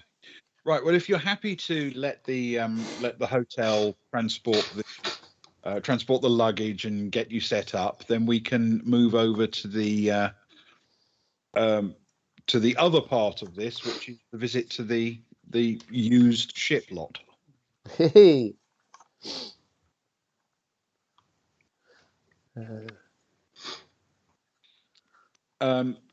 So who is going with Rack? Agnar will go Okay. for certain. Can Soraya would like to go just to poke things around a bit with those sort of skills that she's got. Sure. She'll look back. She'll let the two BFFs chat together, but she'll look. She just wants a timming. Yeah, there's always a chance. You never know. There's always a chance of a Tim. Yeah. There's always a chance. Okay. The group has to put their masks on again because this unit is not in one of the in one of the 7 main domes. It's on the other side of the field. But it isn't that far. The whole town isn't all that big, and in a matter of a few minutes, you've crossed one of the well-marked, public access areas where you don't have to worry about a shuttle landing on top of you when you're walking across the open space. And then made your way into the much more rambling outer areas. Here there are accommodation units. There are a few places advertising rooms for rent as well, but they seem to be less hotels and more for people who are going to be staying for a while. Depending on where you look, sometimes you see areas you think, oh, this is actually quite nicely laid out and well maintained. Other angles, you look down an alley or whatever and you see what looks like an absolute slum. By its nature, this planet doesn't have much in the way of running rats or dogs on the streets, but you do occasionally catch a glimpse of a small furry creature darting about, one of the local life forms that has found a way to scavenge a bit on the outskirts of the town. After a few moments and Rack getting lost once or twice in the quite confusing maze of avenues, he leads you to a unit right on the outskirts. It's not a huge unit, and it looks like a prefabricated drop-in place kind of thing, covered in a fairly substantial painted sign, not a smart electronic display, identifying itself as Transport Again. He heads in through the airlock and you can join him. Inside, the unit has a few display screens and a chap sitting in a chair just waiting for custom to wander in. And he leaps to his feet and introduces himself as Lane Jurek. How are we spelling? Lane Yeah. Jereq. Cool. Fancy.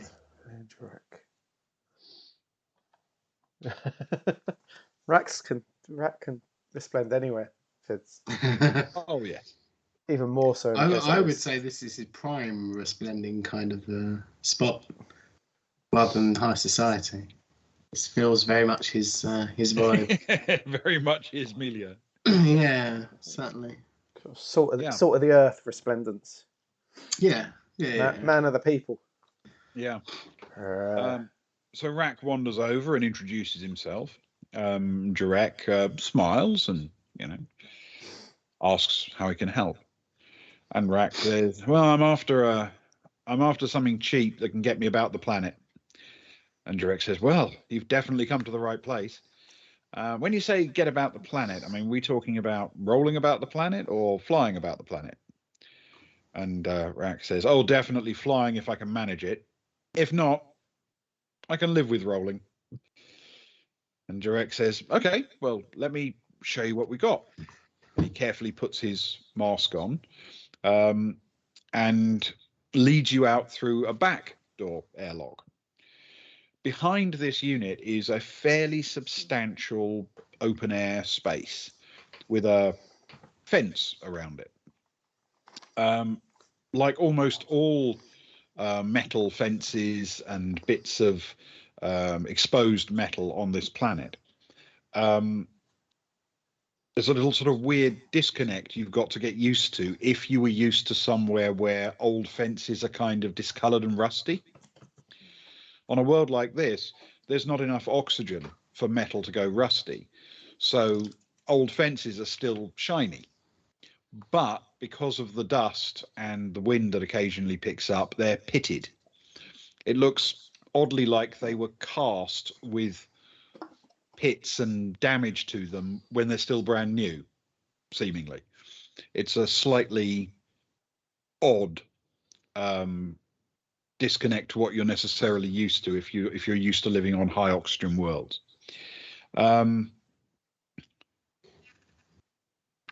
He sort of points out a couple of things as he wanders around.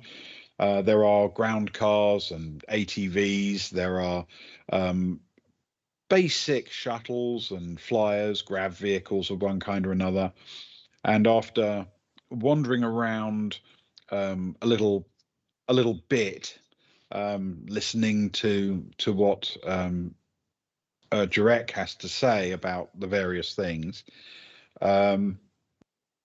Rack comes to one in particular, an old grav vehicle, and he looks at it and says, "Oh, this is lovely." And Jarek says, "Well, yes, of course, fine choice." But even he seems a bit baffled that after everything he's shown, Rack would pick this out. Rack sort of peers around it and gives it a good kicking on one side, and then says, "So the grav units work then?" Yes, absolutely. They work fine. I mean, we've only just got it in. We were going to spruce it up a bit for sale, and you can see what Jarek means. It's seen some really hard living, this unit. It looks functionally probably pretty intact, but whatever paint it had has been long blasted off by sand and wind. Whatever sheen there might have been on a glass window or windscreen has long since dulled to the point where you'd pretty much have to peer through it like it was deliberately smoked glass. Everything about it looks very, very badly worn. But Rack says, "Let's fire it up. Let's fire it up." And jumps inside to start the engine.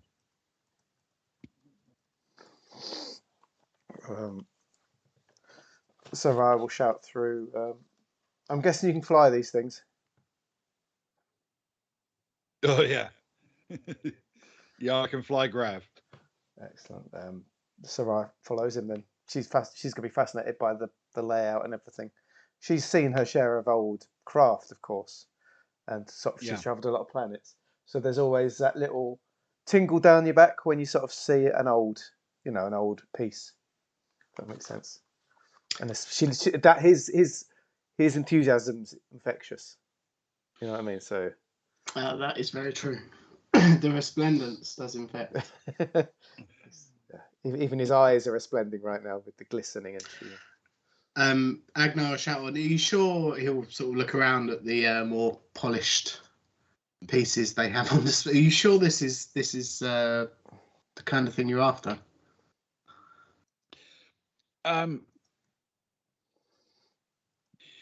The heart wants what the heart wants, you know? I did.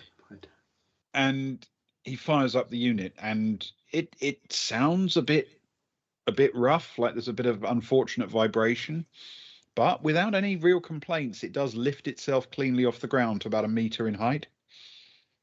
He quickly adjusts the height up and down a few times just to make sure it can do that, and then does a quick systems check, and then turns everything off and literally throws himself upside down underneath the control console and starts poking through wires and things, while Drek sort of watches and says, yes, I'm sure you'll find everything's probably great in there, I assume. And Rack is indeed making sort of quite happy noises.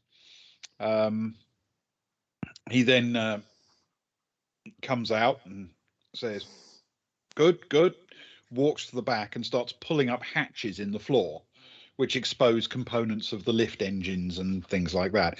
It's becoming pretty clear. He, at least with grav vehicles, he kind of knows what he's looking for. And a few moments, later, he finds a hatch that particularly excites him in some way and drops literally through it into the base of the unit. So the floor is now at his waist level. So he sort of then crouches down and starts crawling around in the underbelly of the unit, every now and then yelling out, "Oh, that's good. Fix that." And then he emerges a few moments later out of a different one of the hatches, and then goes and kicks all the hatches shut. He seems to be confident that this can take a fair amount of mistreatment. He's not being particularly gentle with it. And finally, he says, "Yeah, well, if the price is right, I think I'd like it." And Jurek sort of thinks about it for a bit, and he says, "Well, I mean, grav vehicles, they're useful stuff." And Rack says, "Yeah, that's why I want it." Yeah, it's going to be. I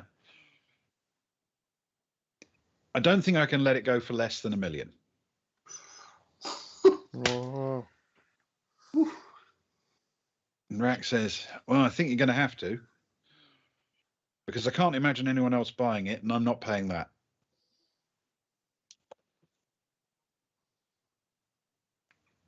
And quite quickly, Jurek says, 900. And Rack, without sort of giving him an answer, wanders around and starts prodding at things and poking at things again. And now he's less impressed, since he knows that it's going to be that kind of money. So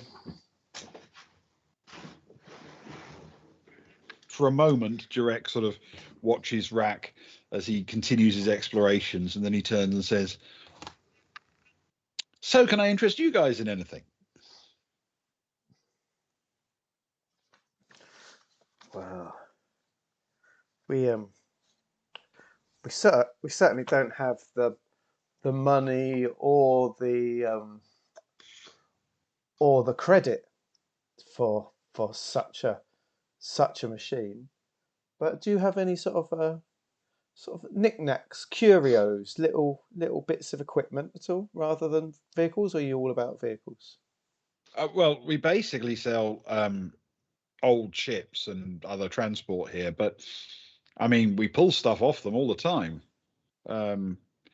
What kind of thing are you after? Oh, you got me thinking now. Excuse me, I'm going to have a look at something. While Luke's having a look at something, can Agnar wander over to Rack and he'll say, if you don't mind me asking, what's your budget? Oh, I'd like to get it for under 100 if I can. Something under 100,000. That'd be good. Okay, not 100, because.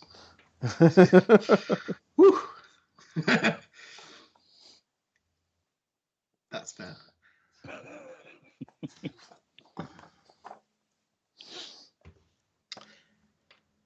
Okay. I mean, that's good to know. I guess we can go somewhere from here. You know how much, you know how much this Joker wants for this piece.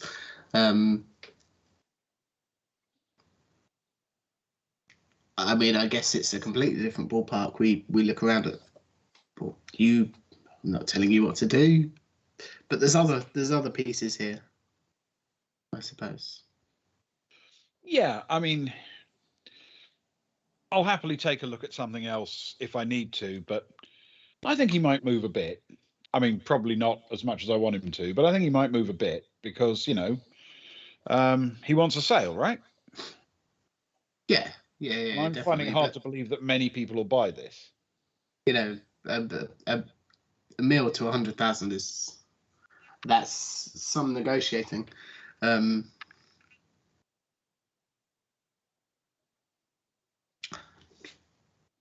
But I have faith.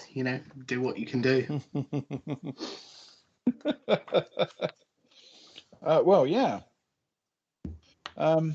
Yeah, I think there's a chance we can do it. He wanders around a bit more and kicks another panel or two, and does what he feels he needs to do in order to make it get comfortable with the actual the real world realities of this vehicle. It's not just that he likes the type or wants one, it's that he's got to be able to justify it to himself before he picks up a price. Yeah. The simple reality is that the vehicle is probably not overpriced at the price the guy's trying to sell it. That's about what they go for, even if it's really in ropey condition. Brand new, something like this would probably cost about 10 meg. So one is probably not that unreasonable, but Rack doesn't have that kind of money, so so he's got to find another route. Once Soraya's done with the guy, can Agnar would like to approach him. Sure. But obviously, Luke, go for it. Right. So, have you got any ideas what you're after, Luke? Yes, please. Hey, so those things that you've pulled out of ships and this and that, this is the sort of planet where if people wander off into the deserts, they need to make sure they've got stuff to help them survive, I guess. Yeah. That'd be fair to say. So, just wondering if you've got a sort of a pile out back of things like old ropes or bungees or cables or tarpaulins. Yeah, That sort of stuff?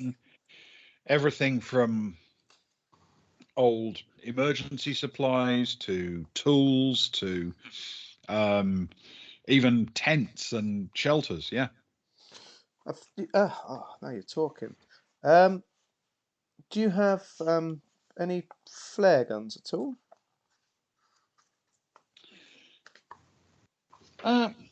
Yeah, I can probably do you a flare gun. I'll tell you what I'd do. If I come at you with a list, and then you can tell me whether you've got it or not, and we can sort of work out what it's going to cost. All right. And okay, so I'd like a flare gun with, I don't know, like 6 flares, something like that. Okay. We plan on getting lost a Yeah. lot. But only 6 times. Only 6 times. On the seventh time, lucky. Exactly. Yep, no trouble at all.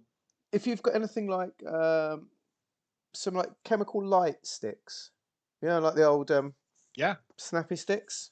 Yep, no problem. Plenty of those. Oh, cool. Oh, you went into your trader voice and plenty of those. Maybe, yeah, good. I'll take a load. They're cheap, so I'll grab a handful of them.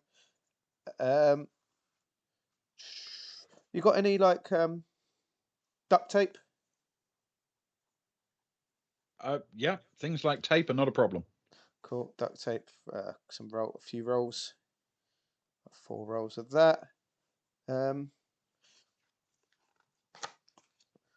some decent, I guess, some decent climbing rope.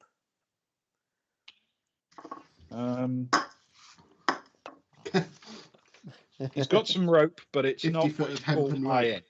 end. It'll carry a. So I give it one of the investigative pull, check if it looks like it'll carry someone. Would it? Yeah. Yeah. It's more like tow rope than climbing rope, if you know what I mean. Yeah. It's not the finest level stuff, but yeah. Good. Have you got some cargo cable, like 10 meters of strong metal cable for towing, pulling, tying around things? Yeah,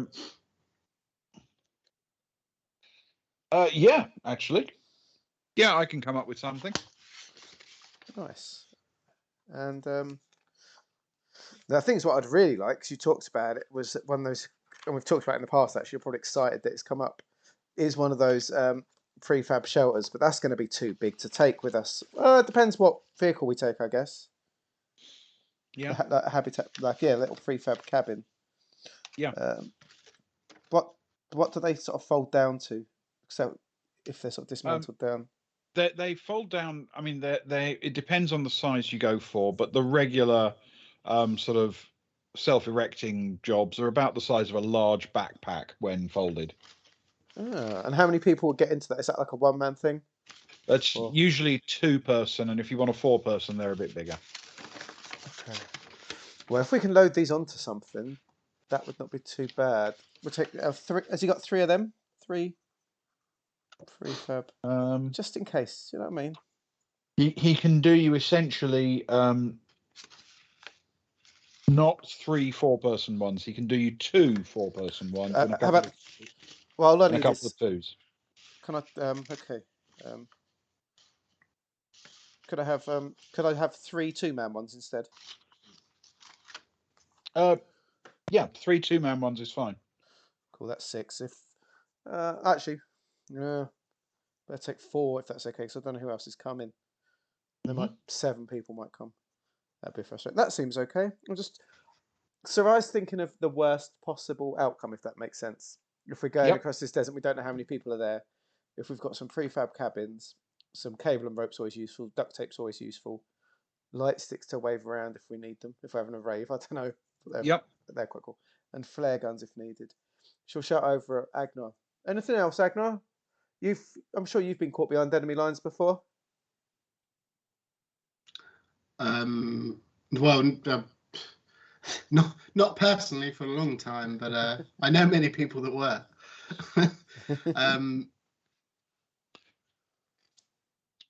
No, I think you've got it all nicely covered, at least for survival purposes. The prefabs, are they reusable? They're not one time, are they? They take them down, put them up. They self-assemble, and then you fold them back up again. That's the kind I'm used to. Oh, I'm used to those ones. Do they? Once you're inside, could you take the breathers off? Not unless you also get some oxygen supply or air supply. No, they don't automatically come with their own air supply system. They do have a degree of filter, but the problem is when you assemble them, they're full of bad air. If you see what I mean. Yeah. Does he have any oxygen filters? Are they reasonably sized things? Yeah, but that wouldn't help you. You'd still need something to actually push out the air inside it and replace it with good air. I just take handfuls of it and run out, push it out. Yeah, that's right. Put some in your pocket. Yeah, walk outside, throw it outside. Yeah, exactly. Yeah. What would push that out then? Is that something that he would have? You'd need an oxygen generator, which he can do because they're used in vehicles all the time, of course. Yeah. So effectively, you need an atmosphere generation unit and then a filter system. And yes, he can do you one of those, but they're quite heavy and bulky. So we could only take that if we were going away on a ship right now, basically. Yeah. Oxygen units. Okay. Well, we'll see. We'll get a cost together so that I know it, and then we'll base it around whether we get something else or not, if that makes sense. Okay. Okay, that'll do for now. Because if we want some food and drink and that, I'm sure we can get that sort of thing in town. All right. Get travel brunches.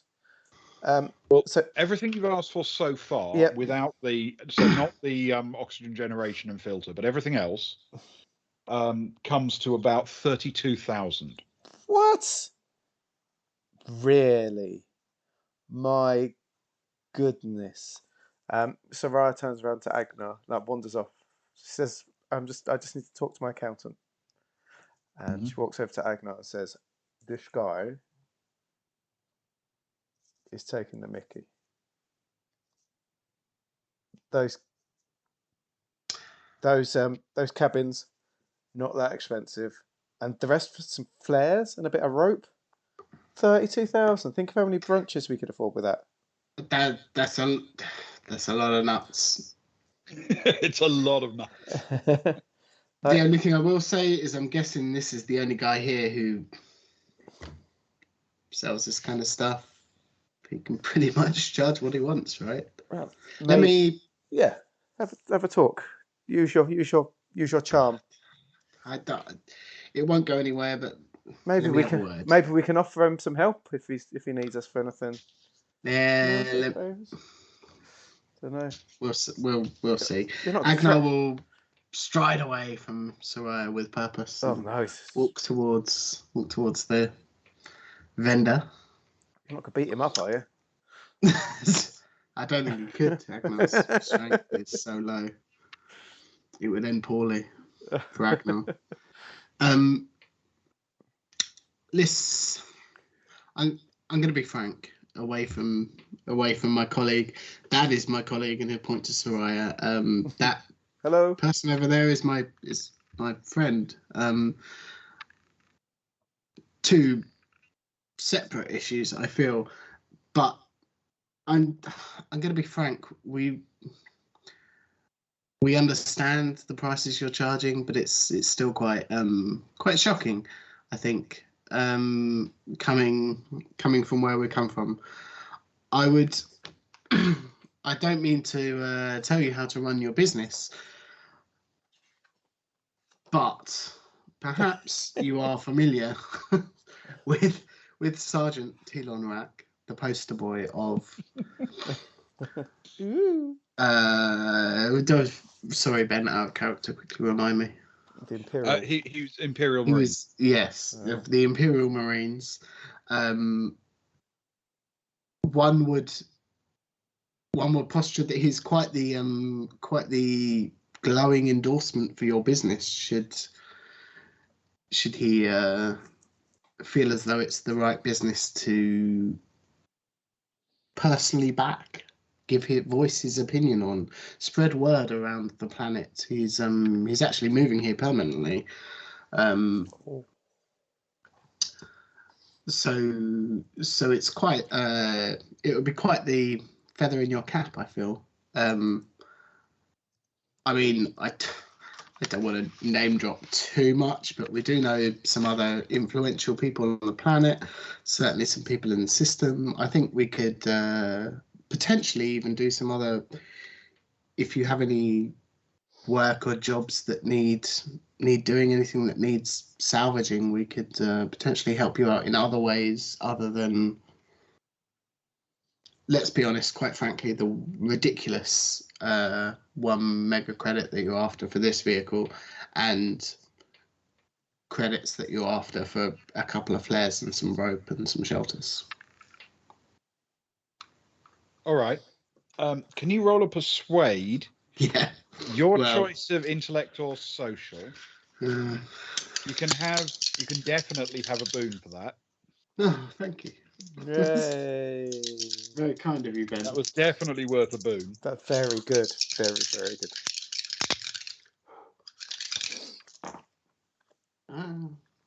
The boon helps.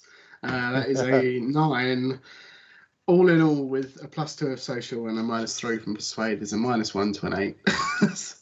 Okay. As is Baltic Star tradition, not the best character for the job. That's all right. Okay.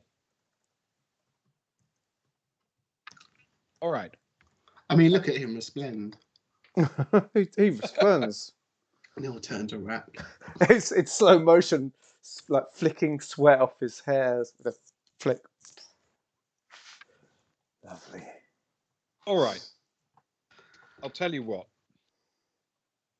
I can do you a much better price on this. Let's assume I'm willing to basically walk away with no profit of any kind. I can probably, the G Carrier, I didn't exactly buy it. I salvaged it. Oh, gee. Kind of looks that way. So I'll be frank. basically, my only really real costs were getting it here and fixing it up. I can probably justify letting that out for 200. Ooh. I mean, it means I'm not going to make any money on it, you understand, but I can live with that. Sure. And I can do you your little package of goodies for 15. Soraya sort of leans over. 10, and we'll take some pictures of Rack that you can stick up around the room, shaking hands with you. I don't need pictures of Rack. I'm interested in this this thing where you said you'd do me a favor. I thought that might be the case. And it obviously depends on the favor, so please go on.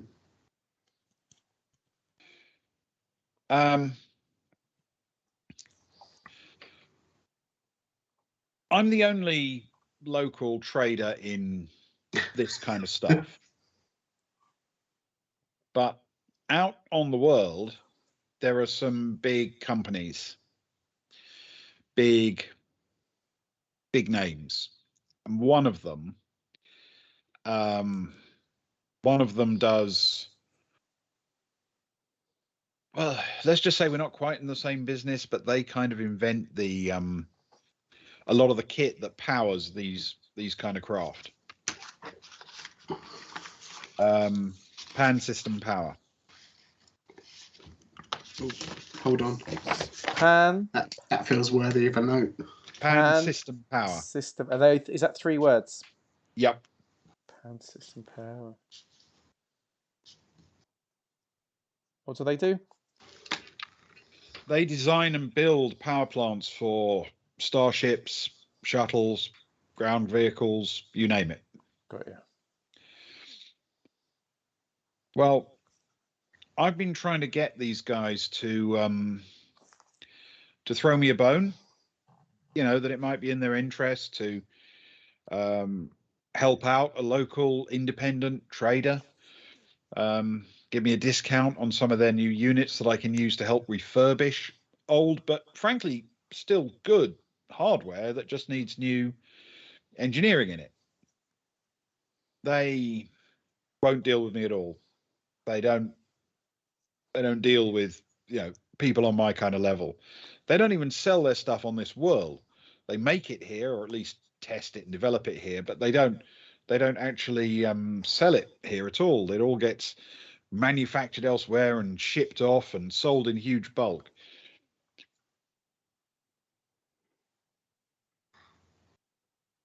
I'll happily sell you the kit today for 15, and I'll bring the price of the G Carrier down to 200. But if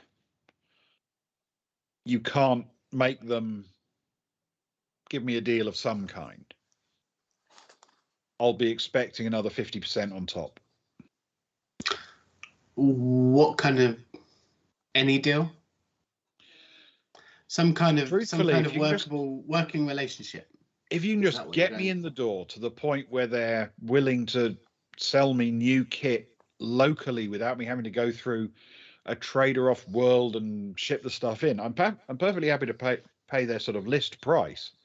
I don't want to have to pay for it then to be shipped across the parsec. Sure, no middleman. Yeah, just Give me a give me a foot in the door, a contact, someone who'll sell me a unit, a component. They've got to ship stuff back and forth in bulk all the time. They can throw one of their finished production units on one of those ships, surely, and just deliver it to me, or I'll go and collect it from them. Not a problem. Are you worried about how legal this deal is? We obviously deal in the utmost legality, but just so we're clear. I'm hoping that there won't be any real untoward stuff, but if it turns out you've got to make a private arrangement with a senior exec, I can live with it. I'd rather, truthfully, By the book. have a proper deal with them, if possible. Of course. What do you think, Soraya? Well, as long as our boy Rack's not in too much of a hurry, I think that sounds like a splendid day out. We might need to shake the dust from our boots from the sound of it, but we can do this ad hoc though, can't we? We can I assumed from the way that you word things that we can have these things off you today for that price, and if not, come back with the 50%. Absolutely. I've got your names. Splendid. Indeed. If you don't come back and pay, I mean, as I said, I can afford to let them go for this. It's not like I'm going to starve to death if you run out on me, but I will, of course, have to inform the authorities that you broke the contract and ran off with my money and everything. It's a big thing. Which sounds fair. More than fair. Let me just discuss with both of my colleagues and my friend and my colleague, as I already established, and but I think this is a very positive move forward in a way to getting money to exchange hands, and the rest that follows, obviously. Lovely. And he'll call Soraya and Rack over and explain the potential deal that is on the table. Rack, do you? I mean, I know you were hoping for under 100, and it is still double that, but it seems a reasonable discount given the circumstances, and they'll look around at the dust ball planet. Yes. Potentially, if needed, I could help you out with something.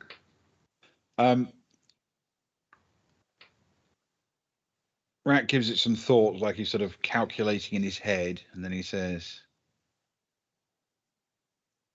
I can pay 200. It means I've really got to get those people out of my house, though. Because I can't afford to write that off as well, if you know what I mean. Yeah, of course. I mean, I think certainly we're committed to that regardless. That's what we're here for, Racky baby. We got your back. You had ours, we got yours. All right. Okay. Rack wanders over, has a quick chat with the owner, and sort of spends a few moments enthusiastically kicking another panel or two and explaining his, the fact that he's really doing the owner a huge favor by accepting this price, which is not necessarily strictly true. And then after a moment, sort of thinking about it and working it out and what have you, he looks a bit grumpy about it, but he nods and transfers 200k so he can take the vehicle immediately. Oh, this is good. Sarai smiles at him and says, "Can we start filling it up with some stuff? Is that okay?" Yeah. If you're happy to give me the 15. Yep. So I will drop the 15. Let's take that out of my savings. Oh damn! I need a new sheet for new series, new sheet. Yeah. I feel. Agnar will approach him and he'll hand over some contact details and he'll say the other fulfillment and the 50% is on me. Should you need to chase anyone down. Okay. Oh. Wow, that's serious Daddy Agnar mode. Wow. Well, we're going to do it. That's like Granddaddy Agnar. Committed now. Absolutely. Okay. Yes, you are definitely in the hunt now for that. All right. A deal is struck. A paw is shaken. The sort of the vehicle becomes loaded with a few crates of supplies and a few loose bits, because not everything sort of fits neatly into packs. Some of the things you asked for are a bit more ad hoc, like coils of rope and what have you. But the shelters are packed neatly against a bulkhead at the back, and not more than a few moments later, Rack is able to sit in his chair with a big smile on his face, start up the unit, turn on the grav unit to the point where the vehicle will actually comfortably clear the fence without having to worry about opening a gate or anything, and briefly drift slowly and carefully over parts of the lot at the back, over the fence, and then he lowers the track down to a bit more of a reasonable thing, and then he turns around and looks at everyone and says, "Where do we park these things?" And I think that's a good place to call it for tonight. Good stuff. Thank you, guys. That feels good. Season 2, episode 1. A nice feel-good, positive end to. Yeah. It didn't feel remotely like a cruel cliffhanger, did it? Yeah, it didn't feel remotely like a cruel cliffhanger, it definitely didn't feel like. What do you mean? It didn't feel like it? A whole bunch of negativity. He got what he wanted. Yeah. We hovered off into the sunset somewhat. Oh, lovely. Good vibes. Yeah, no, I think that was enormous fun. Thank you, guys. No, thank you. Yeah, that was very good fun. Thank you, Ben. Cool. And you've met some new places and seen a few things and learnt a few things. It's all good. It's all a good start, I think. Yeah, and come back to a somewhat familiar setting. Planet. We have, of course, been here before. Not well, yes, exactly. But that was before stream. Yes, and we're in a very different part of the planet as well. We were indeed. And it feels like we were, to be fair. It does, doesn't it? It does feel quite different. Yeah, I like it. Well, I didn't want it just to be, we'll go back to that place we knew or anything like that. It wanted to be, it felt like it was important that you guys learnt about it anew, if you see what I mean. Yeah, definitely. Looking at it with fresh eyes. Exactly. I think it's better that way. Firstly, because it's been a year since you were last on Dilub Rou. But also because now we've got people who might watch the show who have never been to Dilub Rou. Oh. They don't know of all the delights of Dilub Rou. It's the capital of the cluster. They've never even seen a Moan. Oh, they're in for a treat if they do. They are in. Yeah, definitely. Oh, Brett. Oh no, the body of Brett hanging out in the room. You go in and he's sat there, and a chair turns around, and he's there sipping a mimosa. I've been expecting you. Why are you so surprised? I'm in acquisitions. Acquisitions. Oh, he steps out of the shower with the old towel around his waist, dripping. Big six-pack like one of those adverts. Just wanders across, makes himself a little cappuccino or something. Yeah, I know the sort. Yeah, Yes. most definitely. Well done, Ben. Yeah. Thank you. Thank you. That was an enjoyable Well, thank you start. guys. What else have we got going on this week? What's tomorrow, Luke? Tomorrow. Well, there's Yeah. something very important happening tomorrow, if I can find it. And It's the that long-awaited return. it is the long-awaited return of Evan, who is always watching you, especially you, Ben. He's always I hate watching you. Evan will be here Evan. tomorrow. He will be watching you. So tomorrow we are playing Those Dark Places. It's been a few months since we did, so we're going to get Gilly in for tomorrow night, which is always a treat, always a pleasure to have her around. Yes, And the crew, it's gone dark so we can see him better now. Guns out.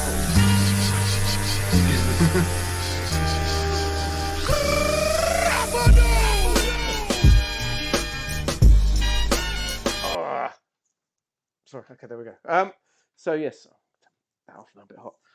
So Gillies is coming in, and then usual time at 11, we're going back into our dangerous industrial space future aboard the Nakuru, which has just escaped being destroyed by a incoming flurry of debris around a dead planet, and that's where we ended it.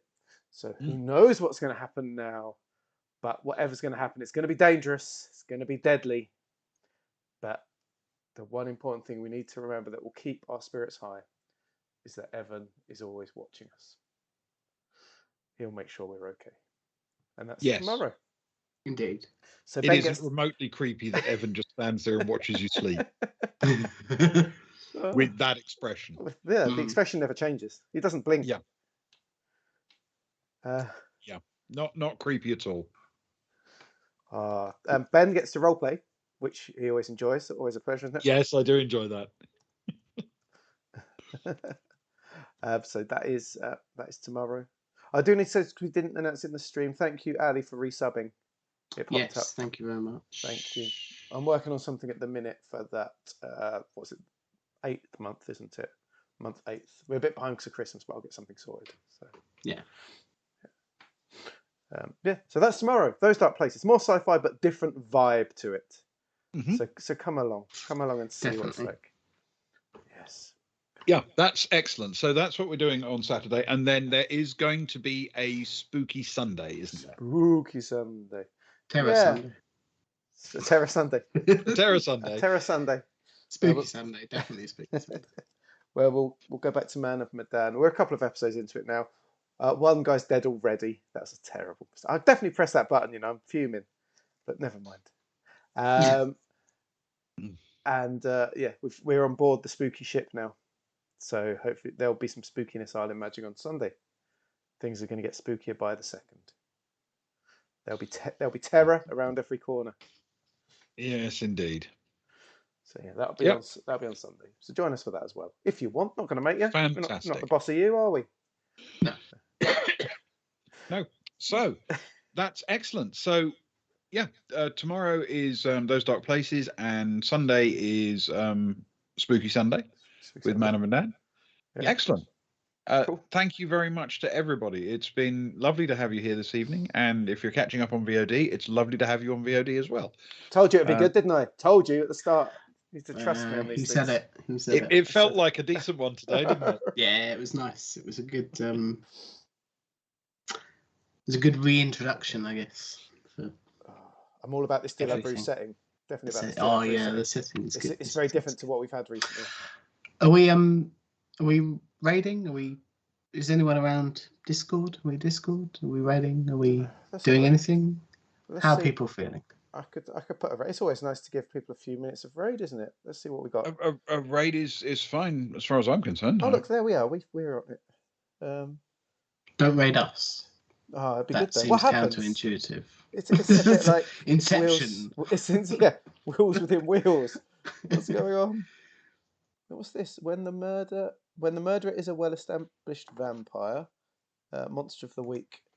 But Star Wars out in the dark. Oh. Shattered Isles Session 3. Battle Century G. Don't know what that is. So the original stream of Grim Hollow. So is that interesting? I don't know. Keep talking. Someone do some talking. Oh, there. Right. So I've completely lost the ability to speak, of course. Now, as soon as you said, keep talking, do whatever. Immediately, all common sense just flees my mind, and I'm just thinking, need more wine now. That's now the only thing I can think about. But yes, it's been genuinely enormous fun this evening. I think that was a fun restart, and it was nice to have some of our regular crew along, and maybe a few others will catch up on VOD and enjoy the story as well. Yeah. Cool. Right, I think I found You got one? Yeah, dice. We'll go to dice functional if I remember how to do it. Is that what I need to type? Is it not exclamation mark raid? What's going on? What's changed? I'm sure it used to be exclamation mark raid. I think you're right. It did. Oh, there we go. Did you No, spell- what's that? Oh no, I've done it wrong. Raid. It was a backslash. See, if I was professional, It's always a backlash. there's always backlash. Yeah. Let's raid it. Right, we're raiding. So Yeah. Cheers, Socks. Thank you, and cheers, guys. good night, Thanks, everyone. Thanks, Thank Alex. you, Thanks, everyone. Bez. Thanks, anyone watching. Good night. Toodaloo. Bye. Love you, bye.